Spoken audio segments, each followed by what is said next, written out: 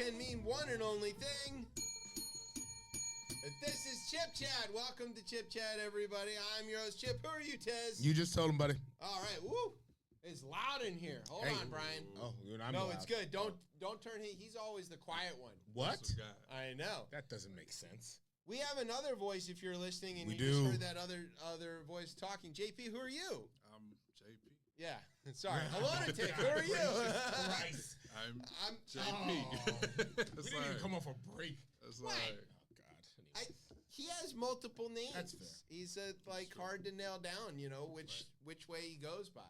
If you look at him on his Instagram, he kind of goes in and out. So, I don't have enough, what's the word? Effort to change my handles and stuff on Instagram. I'm not, I think I know how to do it. I only set it up once and I just left it alone. if it's not broke, it ain't Yeah. Well, who says it's working either? Anyway, Aloneatiq is here. He's a fabulous poet. Got a new book out. broke. Dude. Yeah, so we're going to talk to him about that. Also this week, I was going to put in Ukraine updates, but I don't think they made the show. Oh, that's crazy. That's insane. Yeah.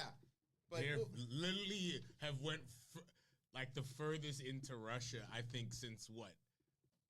Since World War II, right? Yeah. I guess Prigozhin didn't count.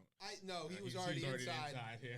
I don't know. Did it make it into there? No, I don't think so. No, No. not even in the international sector. No, but I wanted to talk about. Well, we'll make mention of it. Yeah, Way to go, Yukis. Keep it up. I told you long ago we would stop caring about this. It's not that we don't I care. know, It's interesting. We do want to we care. is more of like the goal.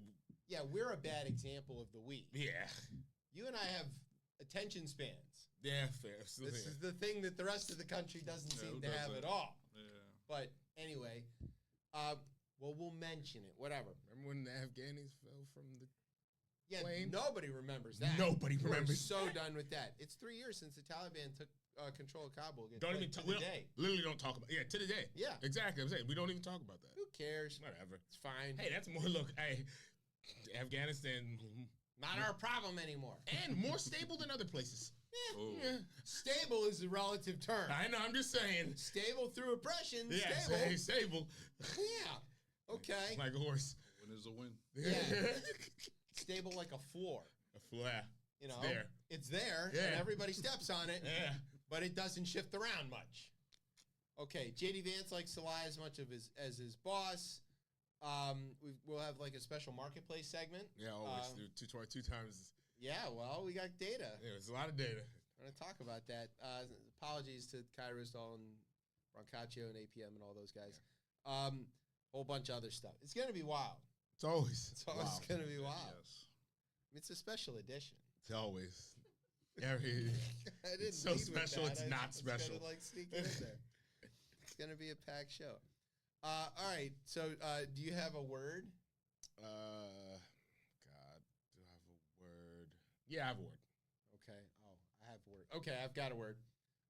So sit back, grab some Medals. It's peach time. You're listening to the best show, the only show, Chip Chat on Beltway Radio and beyond. Sweeps.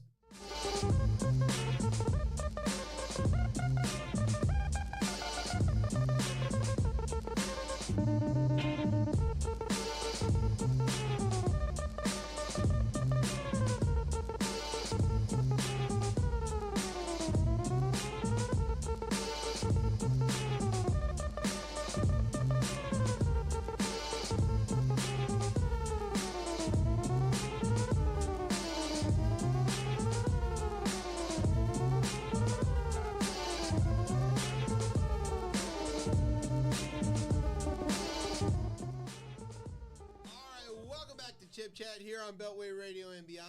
I'm your host, Chip. With me is Ted. What's popping up? And we have our guest with us. Aloneatiq is here.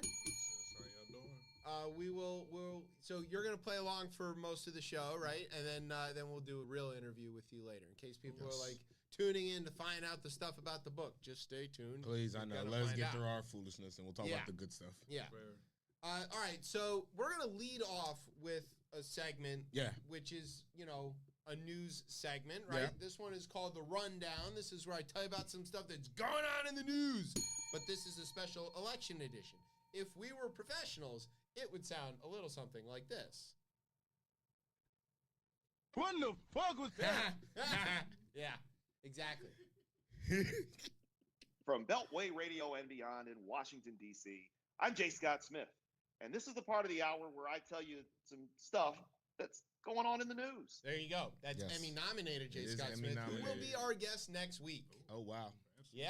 He retweeted a great thing earlier. It was a wallet under the sign of Segundo. Yeah. Oh, yeah. Everybody's been posting this image exactly, today. Yeah. At work, we have a facility in El Segundo, and every time anybody on a call references it, I go, "Did you leave your wallet there?" And they all look at me like I'm crazy. I'm like, "How do you not know this song? This is like, you might know one Tribe song. It would be that one. Yes, I think. Yeah, I'm pretty sure that would be it. Yeah. Or I mean, Can I Kick It? But anyway, it's a great song and a cool story. Yes. So, anyway, we're not talking about that. We're here to talk about how Twitter does not work. Hasn't worked for a while, but we're talking about something specific, right? Right. So, as you may know, everybody's favorite apartheid product now owns Twitter. Yeah, I know. And he decided to host a thing called this is what Periscope used to be, right? Yeah, Spaces, right? Spaces is what they call it now. It's live broadcast on Twitter. Right. And so broadcast is doing a lot. Well, it's not broad, it's casting, but only to a very small number of people. Right. So Elon was going to do a broadcast of an interview of him and Dangerous Pumpkin, which was going to be the triumphant return to Twitter of Trump. Wasn't that triumphant because it didn't work. And they were like 40 minutes delayed because, again, no, this wasn't because Trump didn't want to be fact-checked. Right, no. Don't worry, Elon's not doing any of that. But this was because Twitter doesn't work. It's the best 40-minute speech he's ever had. Yeah. And so, like, they couldn't get it to load. It kept or something was going on. And so then finally they get it back on, and they're all like, oh, yeah, it was just too many people logged on all at once. It wasn't that. And then Elon's like, no, it was a distributed denial of service attack because people don't want you to see this interview. And then all the people who actually watch security on the internet were like, that didn't happen. Because you know when that type of attack happens. So it's you're a IT cyber expert guy. If you're watching the internet, right, and there's a DDoS attack, right, you can see where it happens, right? It's blatant. Yeah, it's very blatant because there's so much traffic being all pushed. going to one place. Yeah, and usually it can come from multiple sources a lot of the time because they'll spread out like from different servers. But you would notice it immediately. Yeah.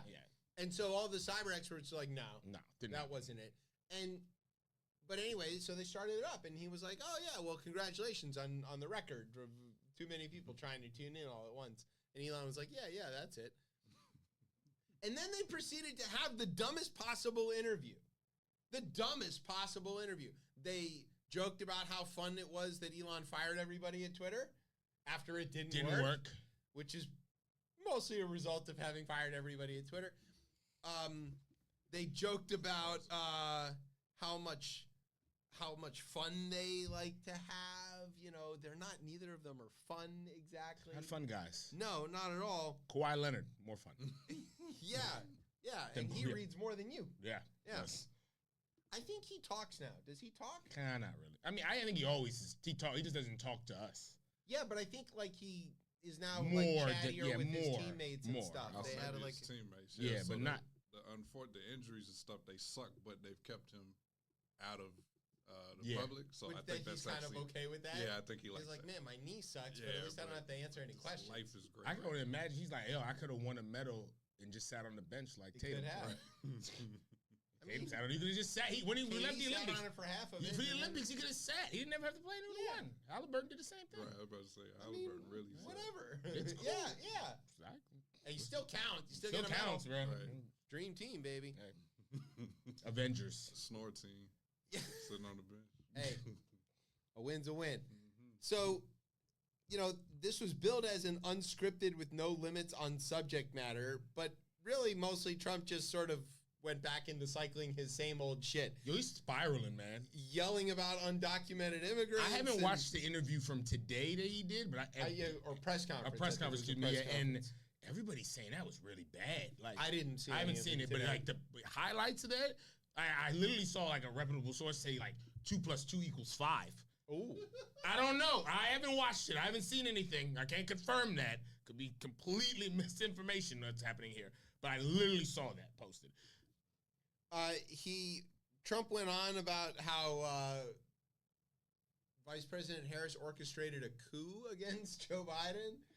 He's really upset for Joe Biden, yo. He's just so to mad. Run against Biden so badly. And he's like, he's going to come back at the convention and take all of his delegates back. Like, it's not going to happen. What is he, Kennedy? I don't know what he thinks is happening. No, that guy's got a bear in his van. That's the dumbest thing in the world. We didn't talk about that much. No, because it's not news. It's not news, but the way we found out about it is an example of the dumb times that we live in. For no reason, Bobby Kennedy III, whatever he is, shot a video of himself confessing to the dumbest crime possible to Roseanne Barr, and then that was the crazy part, yeah. And he's like, "Yeah, we were out falconing, and like, all right, okay, let's step back, one step back. You know how you're relatable to the people. You start a story with, "We were out falconing," right, and then. Aloneatiq, do you go falconing a lot? I have no idea what it is. Is that like a common, pastime? Is it like a good weekend for you? What the hell is falcon? Right, is it watching falcons? No, you have a falcon, and you take the hood off the falcon, and you go get him, boy! And he goes and kills something and brings it back, and then you put the hood back on him and give him a piece of meat or whatever. I thought that was called episode 5 of Peacemaker. Yeah. With an eagle, though. That is the that's the whitest shit I've ever heard. Oh, no, it's Middle Eastern. For real? The falconry is huge in the Gulf Arab states, and these guys fly around on airplanes with their falcons that can cost millions of dollars. Yes. And this has been does this happen a lot in America or no? I don't think anybody whose net worth is less than one of the square states has ever done this before. Got it, okay. So if you own, let's say, I don't know, Rhode Island. Yeah. Pick one of the little ones. You might have falconed before. If you own a Connecticut or two, definitely a falconer. Got it, okay. Yeah. So anyway, that was interesting. Weird. Back to the other weird stuff. Besides it doesn't work, a Twitter advisor in a position to know said that there was no evidence of any kind of an attack, but cautioned that he couldn't immediately rule that out because, maybe it was something sneakier. It wasn't. And he didn't want to get fired. Former engineers and outside experts cast further doubt Tuesday on Elon's claim that the 40-minute delay of his weird interview with Donald Trump was caused by a massive cyber attack. A senior engineer at Twitter told everybody that there was no evidence. Other technologists also expressed skepticism, partly because a previous high-profile Spaces event in which Florida Governor Ron DeSantis launched his campaign also crashed when a large bunch of listeners tried to join in. It just can't handle, people logging in. And it doesn't have to be, it's not evidence of 10 million people all logging in at once. It's evidence of a few thousand people logging in at once and causing it to crash. Right. This thing essentially has the stability of your AOL dial-up connection. I'd say that's stronger. Probably stronger. As long as you put that *70 before it, there you go, knock off that call waiting bullshit. Look,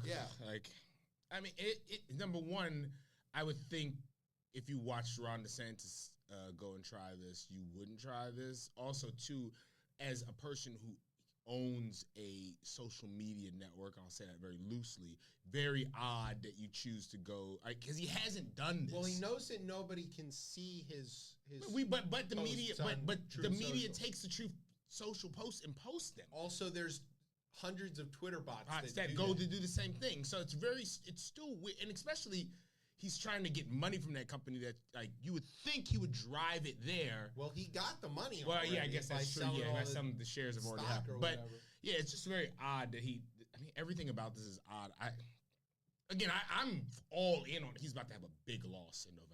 Yeah, so I'm in on that. There was a story in the Post actually this evening before I got up here that they think that now there's two good avenues to 270.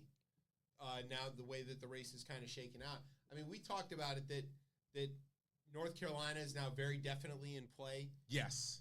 And partly that's because the Republicans nominated the worst possible candidate they could find, who is a black guy named Mark Robinson, who is an avowed white supremacist. Yeah.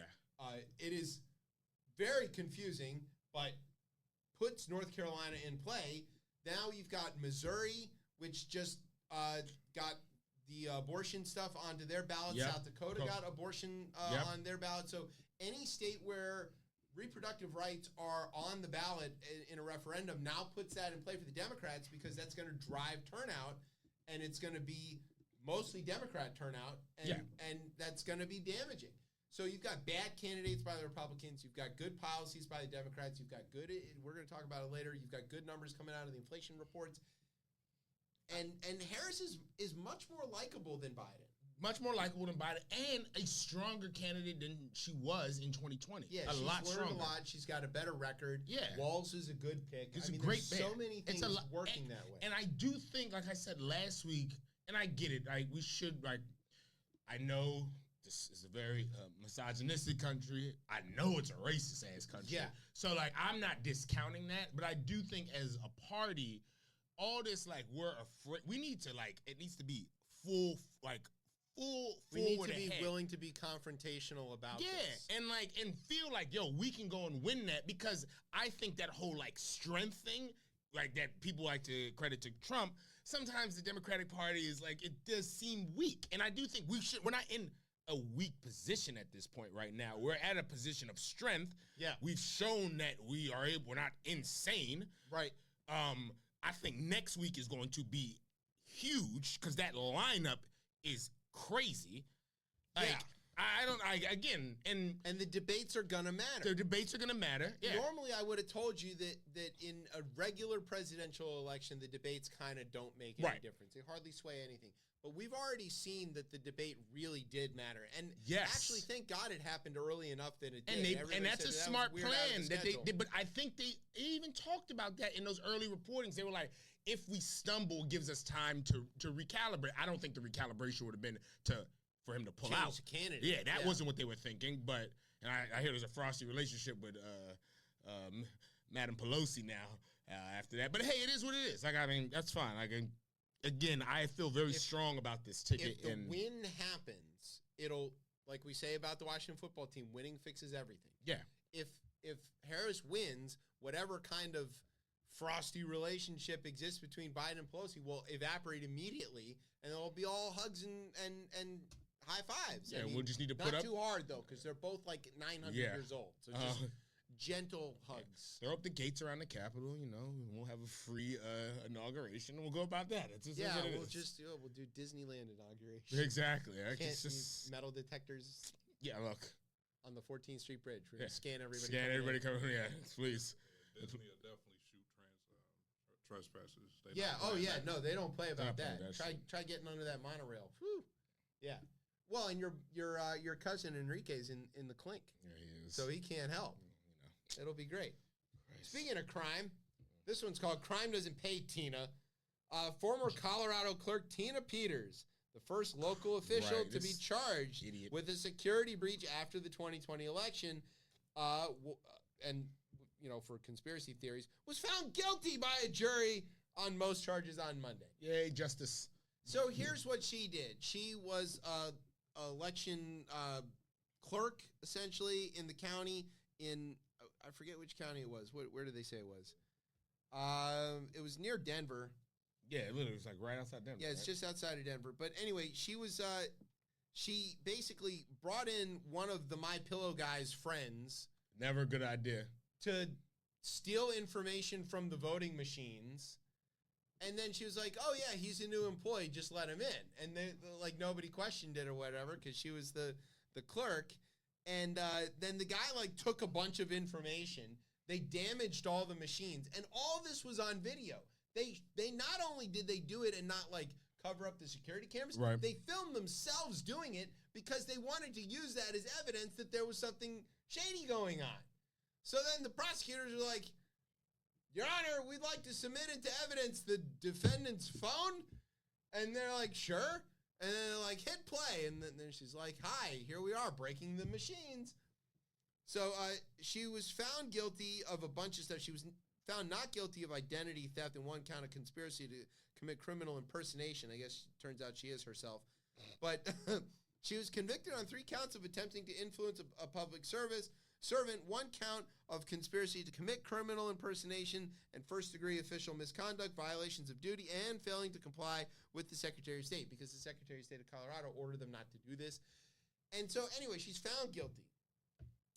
And if you're following any of the stuff related to the election denialism of the Republican Party, which is a part of their actual platform, that the 2020 election was rigged and stolen. And they have 150,000 people like ready to go for poll watching coming up too.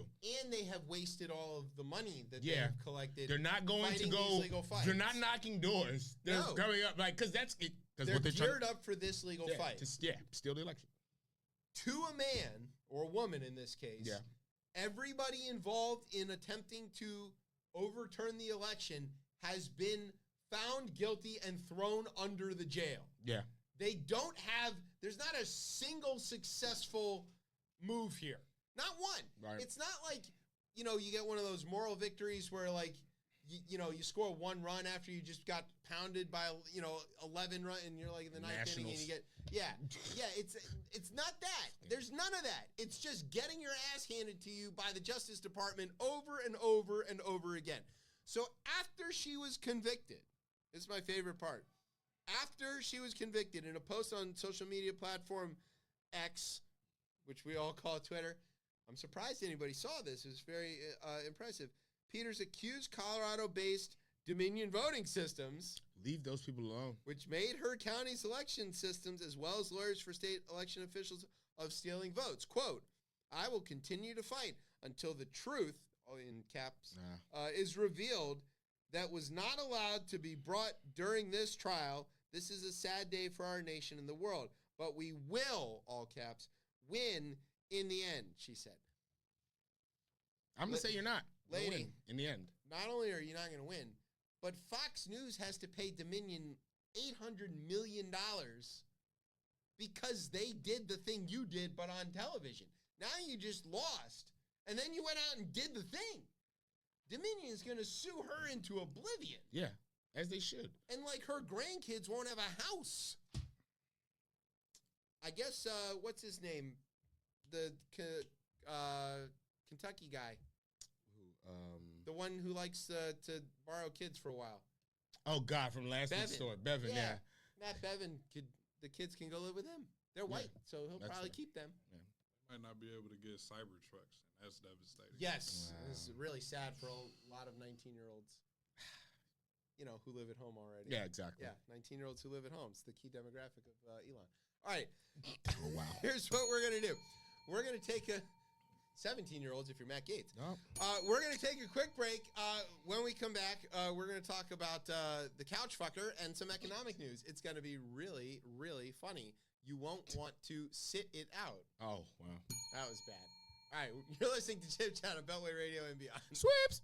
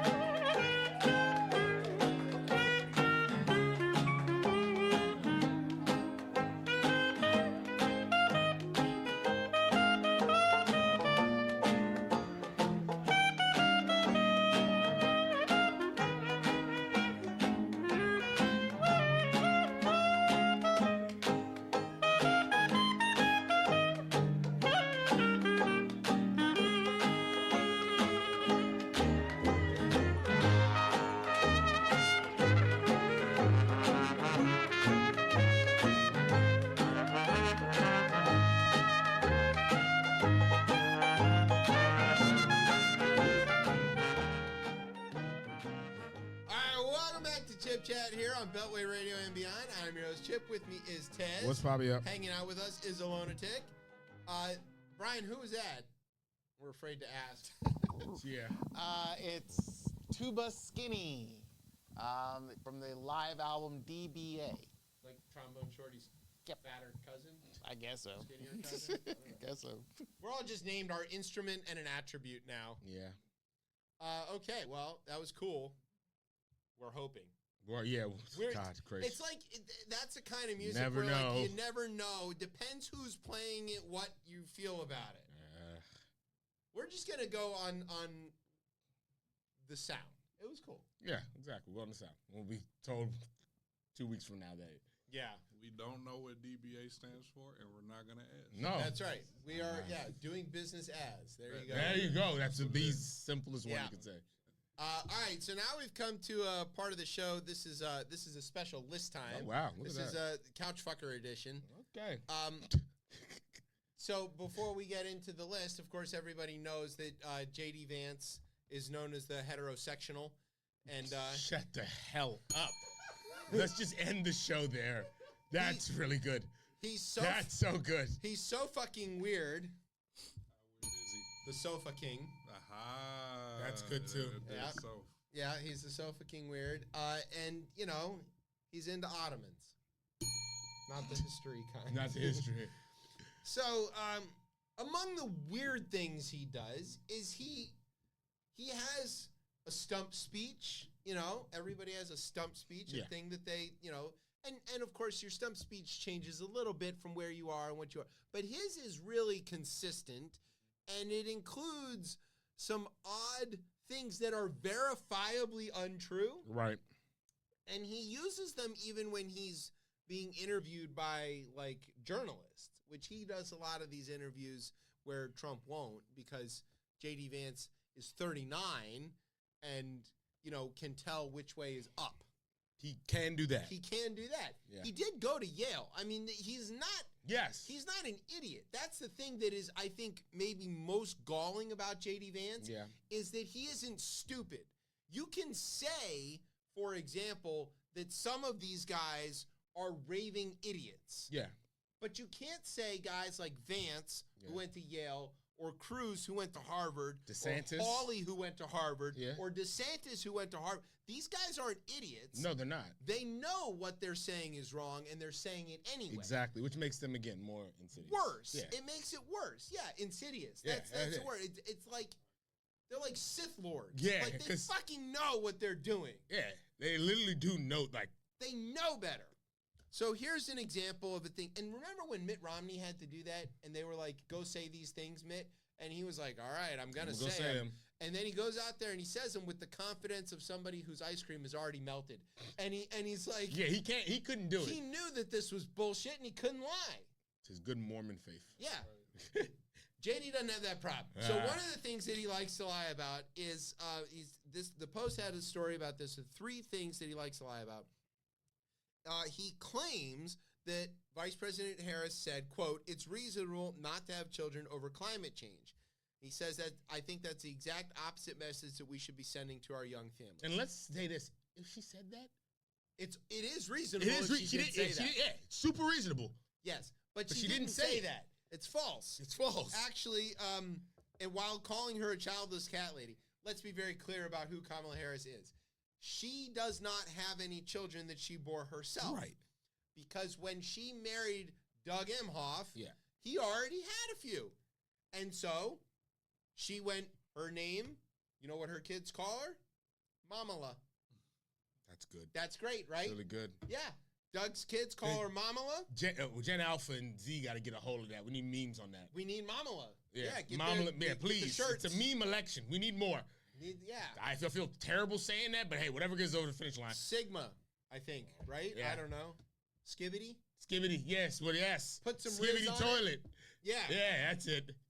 I just learned that 2 days ago. Mamala Riz. Mamala Riz. There you go. We've never, after the music we played, and this is what we said there, Print we've the never shirts. been older. Oh, God. It's on the TikToks. Yeah. Anyway. The college football's coming back. Thank God. Anyway, also, while we're on it, Shout out to the alphas who recognize that the word for something that is bad and weird and nobody likes it is, do you know what they call that? Ohio. And I am not making that up. I did. I learned that this week, actually. Yeah. Their word for bad is Ohio. How have you poisoned the children? I didn't even do it. They were already on it. I was like, Poisoned yo, the children. congratulations. Way to go, kids. Go blue. So. Beat him to it. Aha, right? Yeah, oh, that's crazy. That's it. He was looking it up to see if I was lying. Freaking Eminem Jew. JD Vance. Right. So, so she's not a miserable, childless cat lady or whatever. She's always laughing. She's got 2 children. Yeah, they really hate that. They're really mad about her laughing. Because women aren't allowed to laugh. No. If men laugh, it's fine. Yeah. But if JD Vance does drag and dresses like a goth kid with a blonde wig, that's fine. Right. If Kamala thinks something is funny, that's terrible. Not good. So she didn't say that. What she actually said was a bunch of things. She said, let's see, where's the actual quote? Because young, is it that? She calls climate anxiety, quote, the fear of the future and the unknown of whether it makes sense for you to even think about having children. DJ TJ clipped that, and he took it out of this longer quote here, which says, because young people, and in particular young voters, said we are going to direct and decide what is the direction of the country, because young people said we are not leaving it up to others to decide how we're dealing with the climate crisis. I've heard young leaders talk with me about a term that they've coined called climate anxiety. I'd say it every week here. Which is, it's called This Show. Yeah. Which is fear of the future and the unknown of whether it makes sense for you to even think about having children. This is Look at these dead ass birds. Right. This is Vice President Harris talking about what the youth are telling her. She never said it. The youths are telling her this. She is saying, hey, the youths are telling me this. And I want to listen. Right. And so that's what DJ TJ clipped, and that therefore becomes true, and that is what they're spinning. And I don't know whether JD Vance knows better or not on this one, because this is one of those things where, he might just take it as true because it mostly carries the message that he wants it to carry, but it's false. She didn't say that. And as you said, if she did, it's fine. Yeah. Yeah. Birth rates in developed countries are flat at best. Yeah. Near negative in a lot of places. Yeah. I mean, the United States is almost negative. Japan's been negative for a long time. Yeah. Germany's negative. A lot of Europe is negative. We Americans need to collectively have more children, and more means more than 2 per family. That's how the replacement rate works. In order to have enough people to have an economy in the future. Right. We've talked about that on this show a lot. And our choices are either have more kids or import more people. They don't want to do they don't want to make it easier for people in this country to have more kids. Today, right? JD Vance went on television to talk about maybe we should have a bigger child tax credit. Ooh. Do you know what he skipped in order to go on television and talk about that? A vote. A vote on expanding the child tax credit. Crazy. But again, they can't.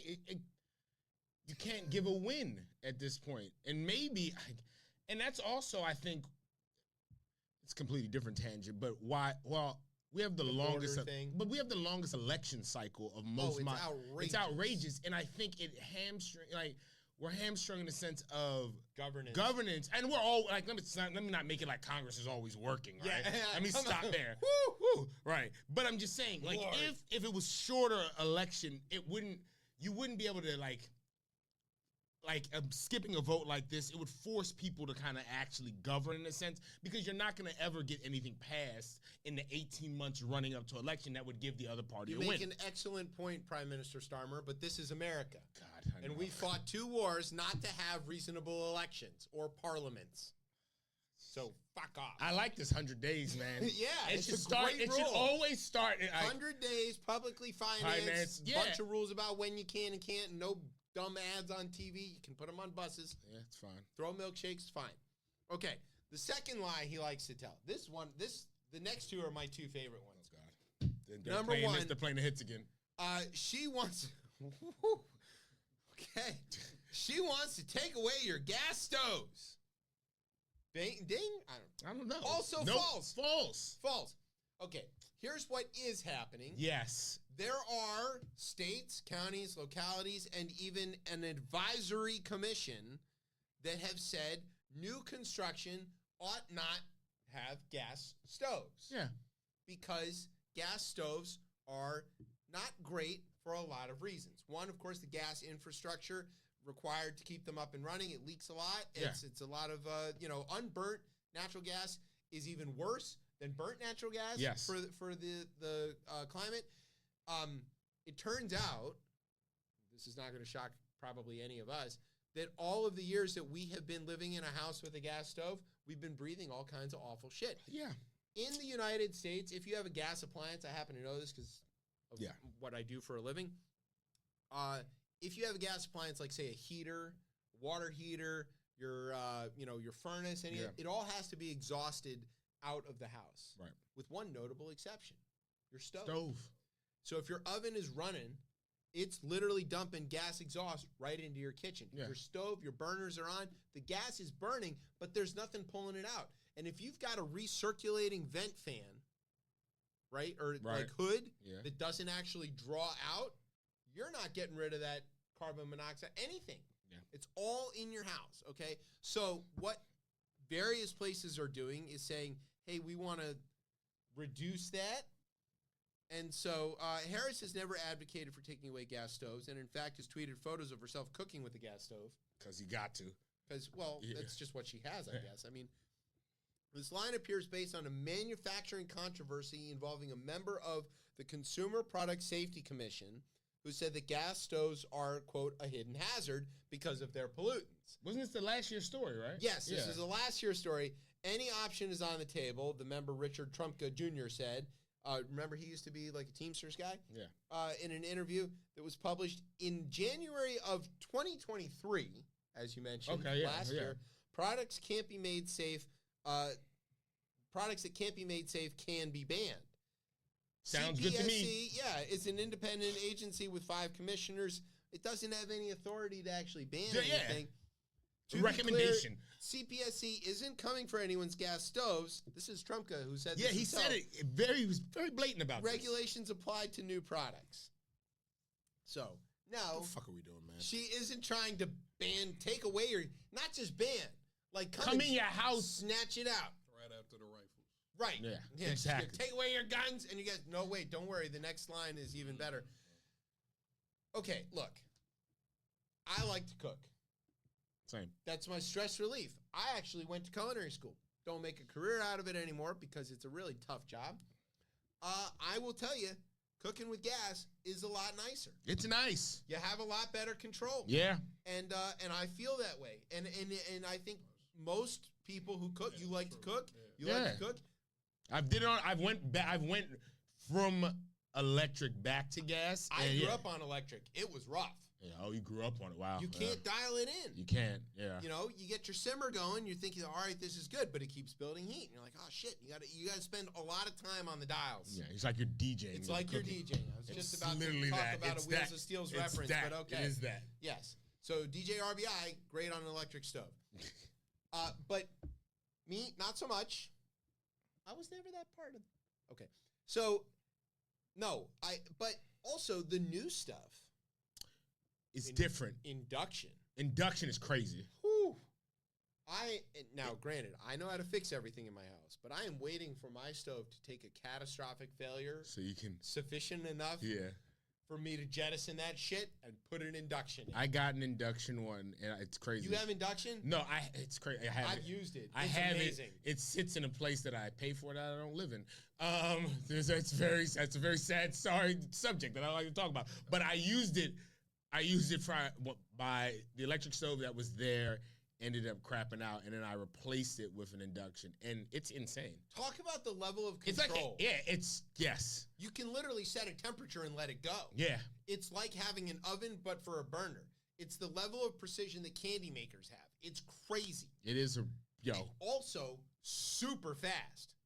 You want to boil water? You got an induction? Yeah. Like that. It's the most efficient kind of thing. It's literally turning the metal of the pot into the heater. This is why we need like With the World's magnets. Fair back or something like that to bring Yeah. out so people can come Show out and people see this this stuff. shit. Yeah. I know that's how God. We're just getting older and older today. I'm talking about the World's Well, Fair. back in, Jesus Christ, back 19, in our time when we had the World's Fair. 1909 or whatever. But back Chicago. in your homeland, the kettles, Yeah, everybody, yeah, for a long time. he's British. I remember seeing one of those, and I Everybody was like, has wow. the immersion kettles, Yeah. right? And they just flip it on, and it boils in seconds. Yeah, you gotta get your Crazy. tea quick. Yeah. Go put the kettle on. It's done. Done. Dude, What did you? Huh? fuck? I didn't hear a whistle. We don't whistle around here. Whistle. The English kettles don't whistle. No, Why is that? I have no clue. Because they're ready all the time. That's a good point. Now, as far as your oven, you know what you need to do. The blueprint is already there. You need to sabotage your current oven, but make sure you are recording yourself doing it. Yes, that's right. Yes, the Tina yes. Peters move. Yeah. Tina Peters. Clever. Very clever. Miss USB. That's why we had him on the show. All right. Here's what we're going to do. Want to come over this weekend and break my stove? We're recording right It's now. live. All I need you to do Shh, gotta whisper. Tell them what you're doing. is grab some of the fireworks that I'm definitely not storing next to it and throw them in the oven and turn it on. Yeah, that'll work. Right? Also, electric ovens are better than gas ovens. Everybody who cooks knows that. Gas ovens, pretty inconsistent. Yes. Electric ovens, much better. So the ultimate tool until induction came along was gas range, My grandmother has electric that. oven. My grandmother is a. My bottom oven is electric. My little biscuit oven. Oh, magic. And my grandmother's had that oven now for a long time. Those things are made. They used to. Back when they, right. Yeah. It's been like I remember. I think she got. What the hell was that? It was a random store that used to sell somewhere. Montgomery Ward. I know, right? Exactly. It was. I remember her getting that oven, and I was just like, "Oh my god, this Wasn't there that appliance place that didn't have the right name on it at Foreman Mills? I don't remember what the what hell it was was that? called. Yes, but there was. definitely was like a. Not so sure if this is a real shop, but but they had ovens. ovens. Okay, speaking of other things that JD Vance likes to lie about, red meat. This is my favorite one. She even wants That's to what he puts take in the away couch. your ability to eat red meat. Get your own bell for that one. Hey, you can couch this however you want, but that's not true. All right, I'm sorry. Continue with your show. Little too much cushion for the pushing. Oh, yeah. It's the gift that keeps on giving. It is, It's just, yeah, you can sit on the joke, you can lay down on the joke, you can rest on the joke. It's a great place to watch a game. Couch Can fun. kneel on it too. Yeah. Oh yeah. Nah, he's not kneeling. No. We're beyond that. Couch. Word to fucker. Jay-Z. So yeah, that's how out there she is. That's real. The fake news will fact check it. They will fact check it. True, she actually said that. That's what JD Vance said. That's the whole quote. Sorry, we did fact check it, says Glenn Kessler of the Washington Post. Yeah. We should note that Donald Trump also makes this claim. Harris has never said anything like this. Not even a little bit. Where does this come from?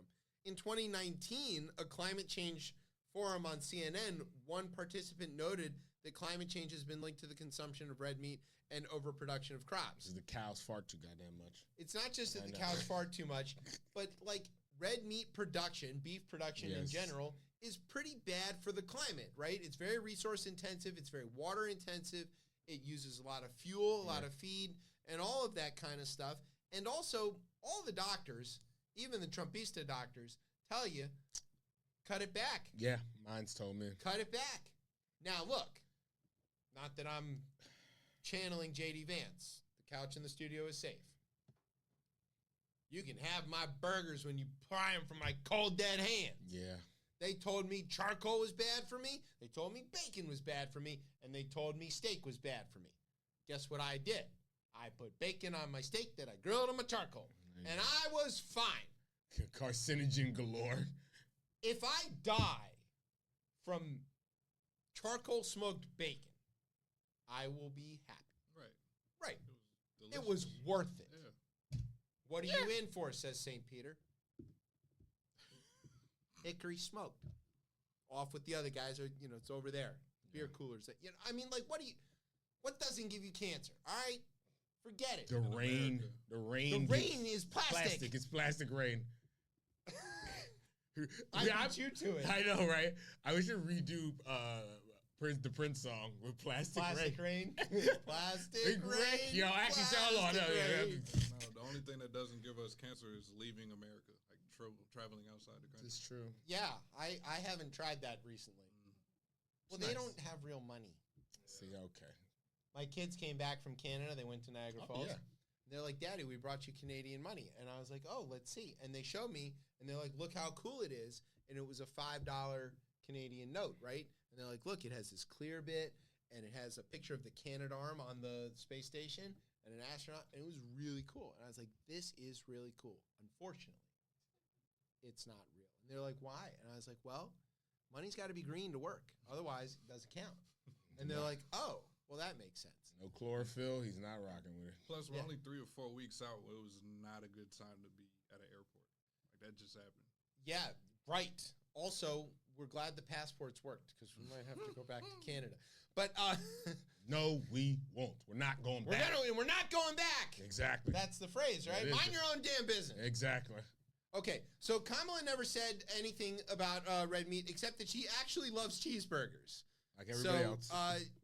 People asked her about, meat consumption or whatever. She said, she's Jamaican, for God's sake. Yeah. Like, what are we talking about? Yeah. Nah, Jamaican's black. Oh, that's right. She's only Indian. So she likes the lamb yes. and all of the other red meat that isn't cow. The gamey ones. Wait. Try taking oxtails away from a Jamaican. We're actually, if only half of her is Jamaican, you might have a chance if you're really fast. Yes. No. But it seems risky. Yeah. Get the hell out of here with that. I also, her husband's Jewish. Yeah. Okay? Here's a few things we're known for. Brisket. Let's just start there. The greatest one. I think that's the only one. It's the greatest thing What alive. are we known for? We're known for brisket. Christ, we can turn brisket into a lot of things. We can call it pastrami. We can call it brisket. We call it pot roast, corned beef. We got a lot of words for this one thing, which is brisket. Ugh. It's so good. Roast beef. Ugh. Go to deli. You're not telling future second gentleman Doug Emhoff that he can't have red meat. You're not staying married, that's for sure. No. He'd divorce her in a second. Yeah. If she came home and said, listen, Doug, I think we need to cut back on the red meat. And he looks up from his pastrami on rye and he goes, you're fucking crazy. And she goes, you know what? You're right. Never mind. Yeah. I didn't mean that. So good. Oh, God, a pastrami sandwich. I know. So good. Coleslaw in Russian. Ugh. Don't put cheese on it, though. No, idiots. yeah, you don't have to put cheese on it. Put cheese on a pastrami. No better. Okay. Let's talk about economics. Yay, my favorite. This is Tez. This is mini Tez talk. Yeah. So before we turn you loose on this, because Yeah. I know you got a lot to say, we're just going to tell people that there's 2 main indexes here that we got some data on. There is an agency whose job it is to count things revolving around the economy. They're part of the Labor Department. They're called the Bureau of Labor Statistics, the BLS. If you think this show is boring, wait till you go talk to these guys. Yeah, right. Yeah, boring. What are you talking about? What? And so there's 2 main indexes that we're really interested in. One is called the Producer Price Index, the PPI, and the other one is called the Consumer Price Index, the CPI. Yes. The PPI measures wholesale. Correct. Okay, so it's business to business, what it costs to produce things. That's why it's Producer Price Index. And the Consumer Price Index, the CPI, is what we pay for things. Correct.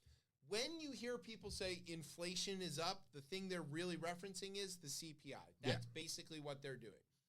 BLS has a schedule for when they release data, and this week was the week. First Fridays is when you get employment data. Yep. So the first Friday of every month, you get employment data the month prior and revisions.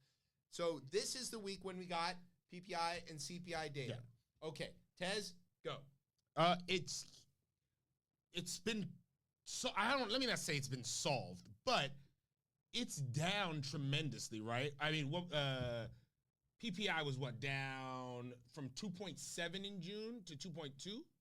Yes. Yeah, right. Which is a huge, that's a huge drop. We're into 2%. It's a big drop. And then what for CPI? It's finally below 3%, right? I think 2.9, right? Yeah, and if you take on the just going back to the PPI, if you do the core version where you take out the trade services and things that are a little more volatile, right? It's a rise of only 0.3%. Yeah. So it's flat.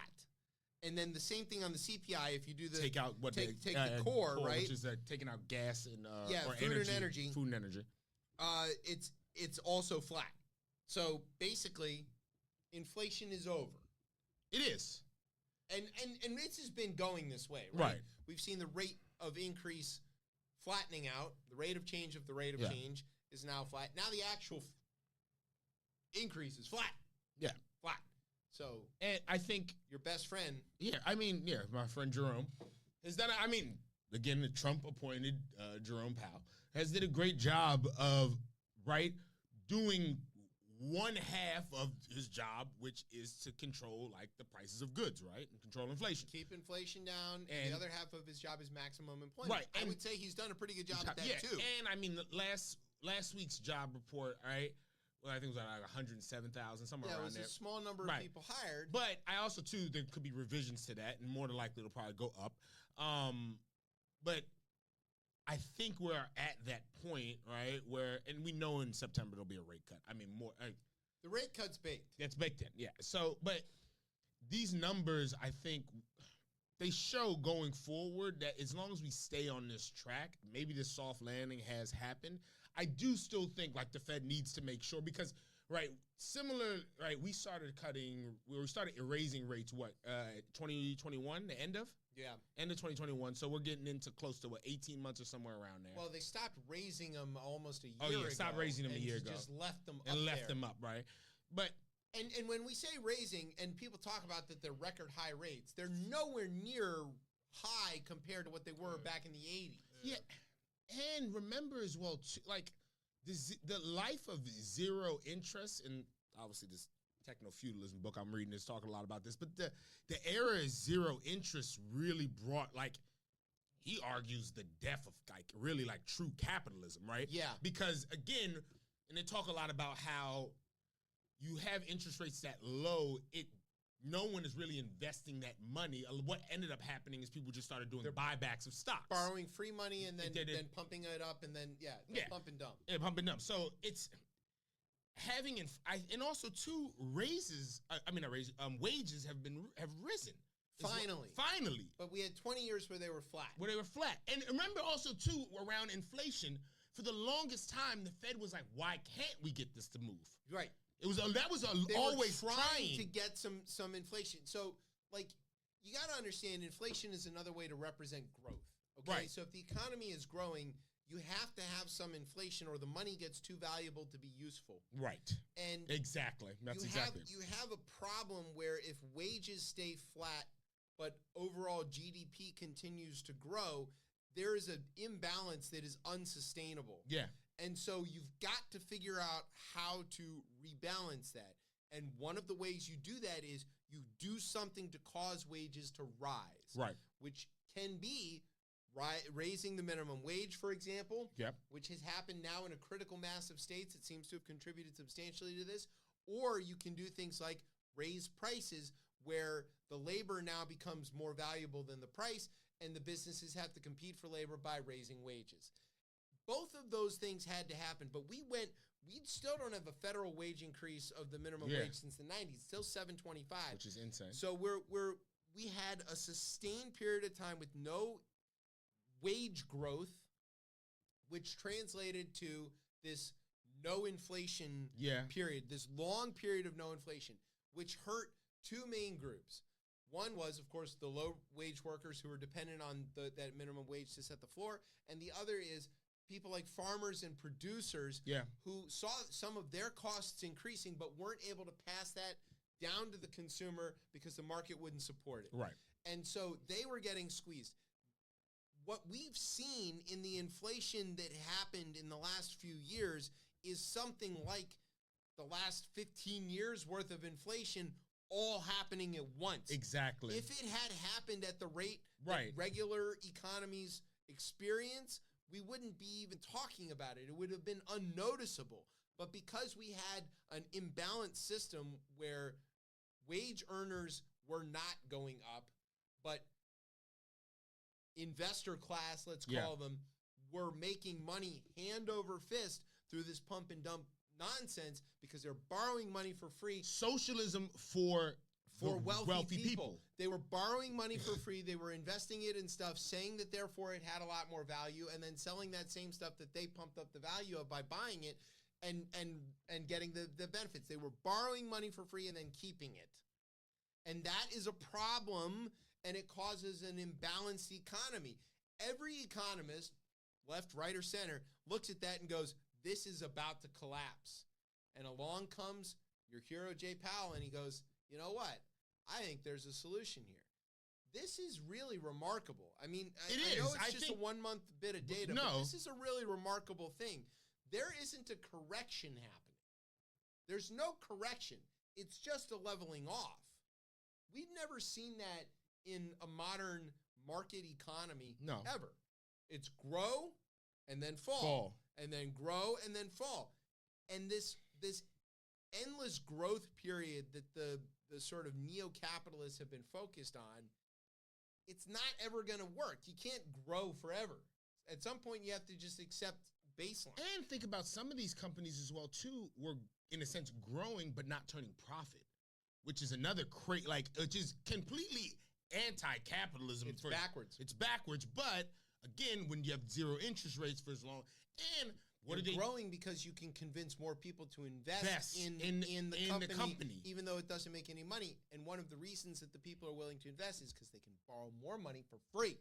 And you also have things that spring up in these years of zero interest or even negative interest in other countries, things like NFTs. Yeah. These things where people start putting, again, Bitcoin, all these other things, where people start putting their money into these other areas because the actual money is so cheap. Yeah. And you can't really do that anymore. It's not tied to any value. Exactly. How are the daddy bucks doing, by the way? The daddy bucks, we earned 3 today. Okay. And they were spent immediately to watch an hour of Paw Patrol. Hey. Yeah. You're teaching a valuable economic lesson. Look, yeah. I expect nothing less. Yeah, man. To catch everybody else up if you missed last week's show. Yeah. I have instituted my own, I'm the Federal Reserve in my house. Jay Powell Jr. Jay Powell Jr. here. And yeah, I have a list of things that my daughter can earn daddy bucks for and then spend them. You're going to be shocked that the best way to earn them is through reading. It is, yeah. You get a few. Today, we went to the library, and she read 2 biscuit books with minimal help. Gave her 3 daddy bucks. Again, she spent that to wash away watch television. To watch television. To watch, like useless, insipid television. But you earned it. Patrol. You earned it. That's the American way. It is. Yeah. Yo, it's consumer economy, man. I'm not mad at you. I'm just saying it is everything about you all at once. It's very crazy. I literally was sitting around a week when she was out of camp and I was out of work. And I was just thank God kids are going back to school. Thank God, week, yeah, right, exactly. Oh God, bro, I got a whole segment on that. Yeah, I'm next week. I am literally like crashing. Yeah, I almost didn't make today because I was so tired. Camp schedule's hard. Yeah, and it feels like it's getting shorter. It is. Like I thought we got go back to school. Yeah, my brothers and sisters in China might have it right. I don't know about that. And a year long. Their kids go to school and to work. Oh God. Okay. Also, and I think the good thing here, though, the shelter piece is the one thing here. That right. I think that we excluding shelter, the CPI was up only 1.7. Yo, if we had to live, and if housing was free. Like, and this would be great. This economy would be amazing. Housing is out of balance, and that's the main driver of inflation in this country. People really don't talk about that, but we are seeing some positive steps in that. New housing starts are up. Total number of units being built and new increasing. Units are cheaper right now than existing. And that's important because we need something like 5 to 10 million more housing units than we currently have. Right. So counties that have single-family only zoning, fuck you. You're wrecking this for all of us. And honestly, too, I think this is why it becomes important and, like, locally, right? When we talk about all politics are really local, like, you really should, and I know I'm trying to tell people to go to zoning meetings. That's going to be very hard. usually Even we don't go to. even zoning I don't go to the zoning meetings too, but specifically in DC You though. get a lot of daddy bucks if you went to Yeah, zoning right, meetings. exactly. You should look sometimes when they put up the zoning, like the meetings on buildings as well too that they're redoing. Yes, Read those things because there's a lot like and read the permits. read the permits on that and like what they're planning to build there. Because again, we do need it. Is a need for more housing. I think Denser housing. denser housing Not around sprawl. Denser public housing. transportation. I love what they're doing at Mazda Gallery right now. Finally knocked that shit down. They're Yeah. building housing on top of that. But also Kamala Harris came out I think today, right, with her She had her economic speech. But yeah, today. 25,000. They want to say they want to commit to first-time home buyers. There you go. Federal, and yeah, I think that's huge. I mean, because also there is a path to do this. Yes. FDR showed you how to do this. All we got to do is be Yes. inclusive this time. Yes. That's all we got to do. No There's red lines. No red lines. FHA minus the red line. It's literally there. As a general rule, stay off the red line. Yeah. It's a little dangerous. God, don't you sound like Brian? There you go. Jesus Christ. Anyways, Metro jokes. They play really well in Nebraska, I guess. I don't know. There's no. The crime is down too. I Do they have Metro in Nebraska? I don't think they have Metro in other countries or other states. Metro, no. There is. Like called the Metro? I think. Well, I wouldn't call it. Well, No, it's never called the Metro. it's never LA called calls it. the Metro. It isn't? Yeah. I mean, I know LA probably calls it. Yeah, they call it Metro. Yeah. It is? Okay. Yeah, they don't have WMATA, but they have Metro. We shouldn't have a WMATA either. It's the federal. What? The federal government should just take over this whole damn thing. Oh.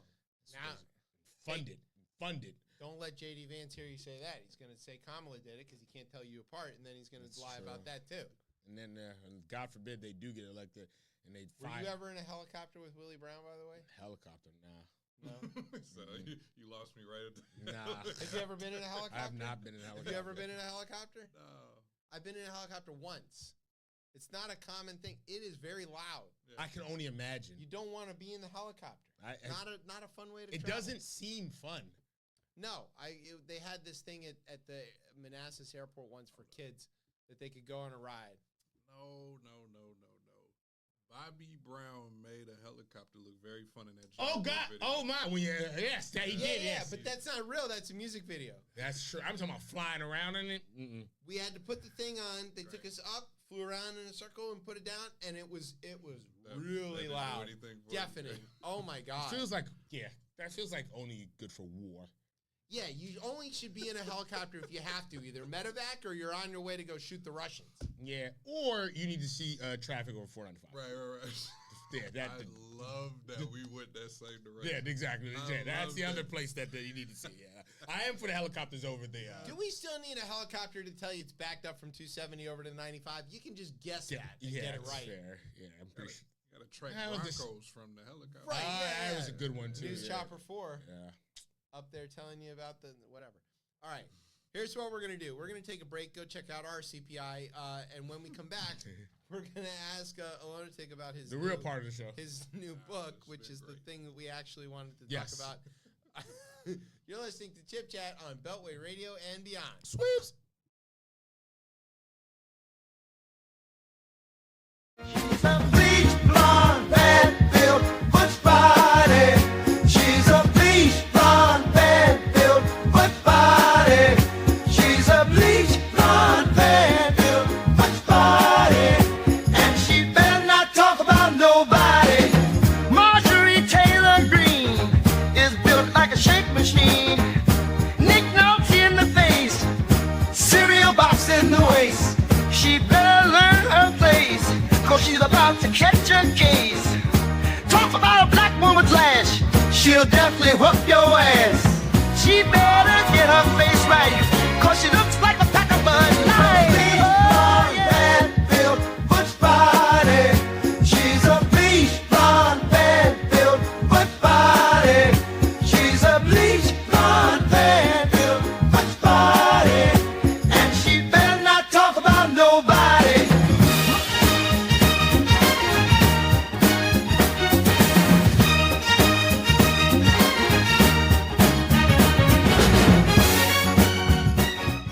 And we're not getting what humans always thought was key, the bone broth. The bone broth. The bone broth. The bone broth. The bone broth. The bone broth. Well, now it's the next level of that. It's caveman. But hey, I need a glass of caveman. Caveman. Man, it's better than Ovaltine. Better than Ovaltine. It's just unbelievable. It's unbelievable. Caveman is just over the top. What in the world? But now with the milk, I was like, whoa, this has milk in it. Whoa. It tastes like good. Man, this tastes so good. Tastes like the best milkshake ever.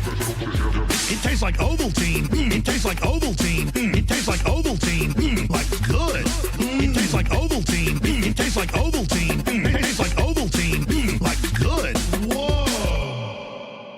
This is I can say without a doubt, at least in my experience, that this is literally. This is a super home run available. Sick of all these witches and warlocks. You're full of shit. Pumpkin possums. I'm sick of it. You keep interrupting me. And all of it's lies. Because you're lying. That's why.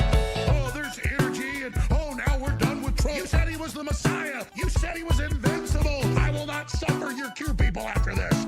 I knew what you were day one. I know what you are now. Witches and warlocks. You're full of shit. Pumpkin possums. I'm sick of it. You keep interrupting me. And all of it's lies.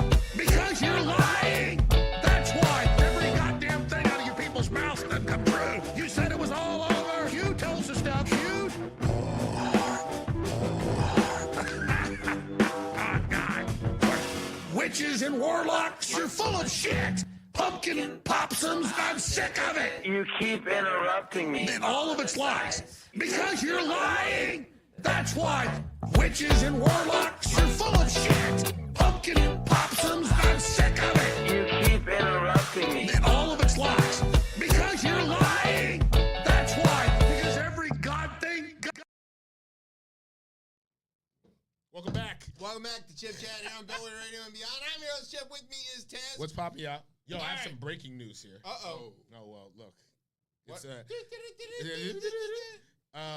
Usually Brian plays the song. What's the breaking Stay news? off the weed. Yes. I actually have been, Well, at least the smoking kind, That's actually. weird. I know. So it's been... Here you go. Breaking news. All right. This is the breaking news here. I guess because they might need to add money to pay off the Dominion suit. Guess who's running ads right now on Fox News? Not the pillow guy. He's out of No, money. he's out of money. Who is paying for ads on Fox Or News? no, they're running. Well, yeah, Who's running ads on Fox News? yes, The Harris campaign. yeah, and they're positive ads. Oh. Positive ads, yeah. Just trying to capture. I think again, going back to the winning piece, that's a smart move. Yeah. If you can get some people. Also, heavy on the troll. Yeah, exactly. You know, if like Hannity is like, we'll be right back, and then the next thing you see is Kamala Harris saying, you know, freedom used to matter to Republicans. Crazy. And then Tim Walz goes in, mind your own damn business, and yeah. He has a hunting rifle behind him or something. Yeah, he's standing out in the woods with his rifle going, my vegetarian daughter ordered a burger, and I told him make it turkey, and that was good enough. I'm telling you, I think there's a path to the win on this. Also, look, Fox News, not to get into your interview and steal all this, but Fox News, like, you know, there's a lot of dads, Yeah. you know, watch this, standing up with their arms crossed. Yeah, that's exactly. That's how we watch TV. Yeah. We all do this. Okay, we're not lying about that. And they're like, you know, that guy's kind of got a point. You know, I don't agree with everything he says, but looks like he can change his own oil, you know? Yeah. And he can. He can. And he'll do yours too. Yeah. You need help with the brakes? Don't worry. Coach Wall's got you. He's got you. All right. All right. Aloneatiq is a poet who has toured nationally, and he's been on our show a few times. Thankfully. Now he has a new book out and a bunch of other stuff. Welcome back. Welcome back to Chip Chat. Thank you. Okay, so now for your official interview, you have to talk into the microphone in case anybody wants to hear. Okay. So we're gonna hit you with the heavy stuff. You ready? All right. This new book is called "Is Different." It's different. Yeah. Tell us why you chose that title. Because I am. because style of poetry is just that. There are a couple of battle rappers that kind of have it's different or the talk's different and type of stuff in there, and I got a lot of respect for them, so I just incorporated that.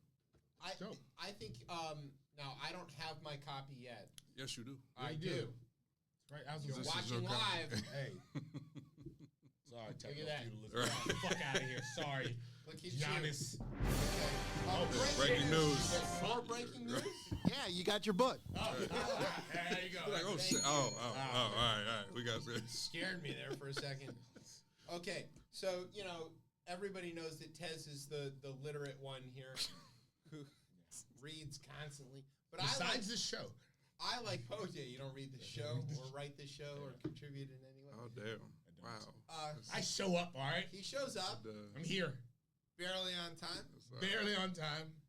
When's our next vacation? But anyway, so I like poetry. I like to read poetry. It helps when I read poetry of people who I've heard recite it.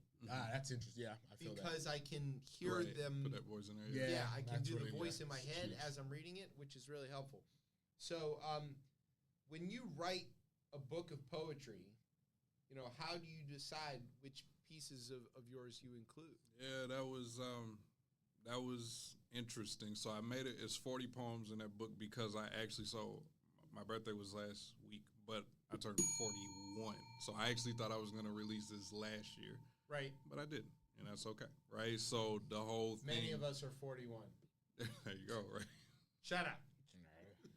Must be nice to still have working knees. Yo, Man, listen. I've ran twice this week. Okay. Yeah, I that's haven't crazy. run in That's- 5 or 6 that's- years. There was nothing humble about that brag.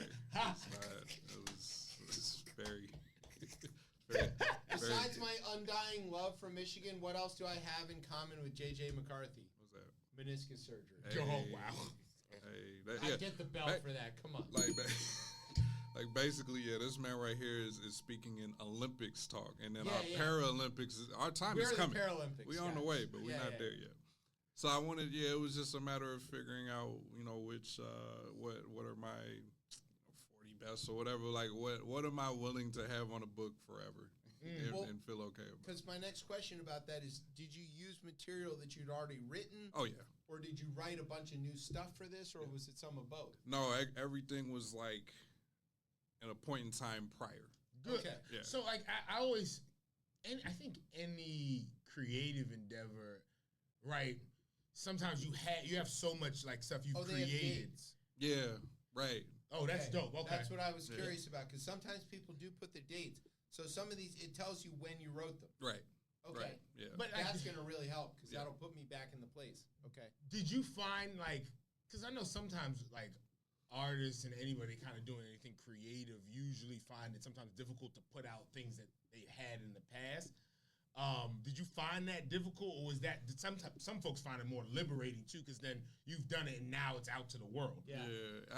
I mean, some of them, some work in the past, I was like, I'm glad we've grown. Okay, But some right. of it was like, no, I'm pretty damn impressed of the gentleman, because one poem is way back to 2013, and another one was about 2016. The remainder is 2019 to last year. So, yeah, some of those that were like, it wasn't far fetched from what, because I'm at like my prime right now, I would say. You know what I mean? So like some of Clearly, you're on those. this show.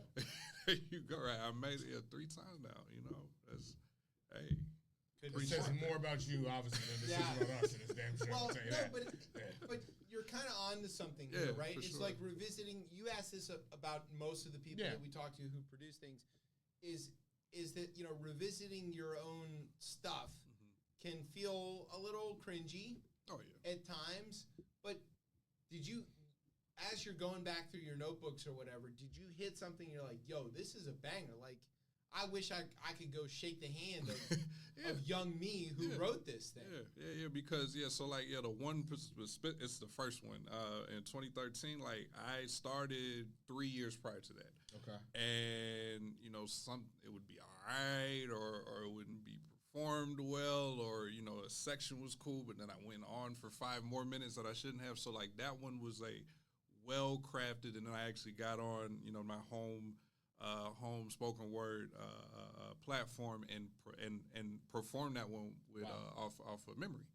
That one was a very monumental poem. So like that one 100%. I'm like, okay, that was like he's got something. There's not consistency, but there's that spark. So since you brought it up, Okay. do you want to read that one for everybody? No, not that one. But unlike the last one time, I am willing to read something. Okay. Well, what would you like? First of all, we have an inscription in our. Everybody. Do you want to read the inscription? Sure. What did I say? Okay. I say. What did you write? All right. This is a very cool inscription. Right. So yeah, our origin story is amazing, and then to be a guest on your show is a blast. The geometry of the itinerary of our interactions has been nothing short of telemetric, because apparently I used some wrong words in the previous show. Yeah, that was hilarious. Yeah, I've been thinking Brian about doesn't have that clip still loaded up No, anymore, but that was... No. I mean, as a person who speaks into microphones roughly every week, you use some wrong fucking words roughly every week. Yeah, trust me, like, I have a few. Geometry. System party. What's mine? Two system party? Two system party. Yeah, that was a terrible one. Yeah, it's really bad. I like you. And I ended on keep being amazing, good sir, and help make America almost great again. I love that. That's so good. Yeah. It's fantastic. So thank you. And also, if you're looking at the cover, if you're looking on the video here, well, I don't know if you can see this. It's on your Instagram. Right. The image is there. Where did you get this image? Did you This is my girlfriend. So the inside cover art, Delora Copeland. Shout out to her. So she's not from here. She's from North Carolina. Came in town. We did the tourist thing.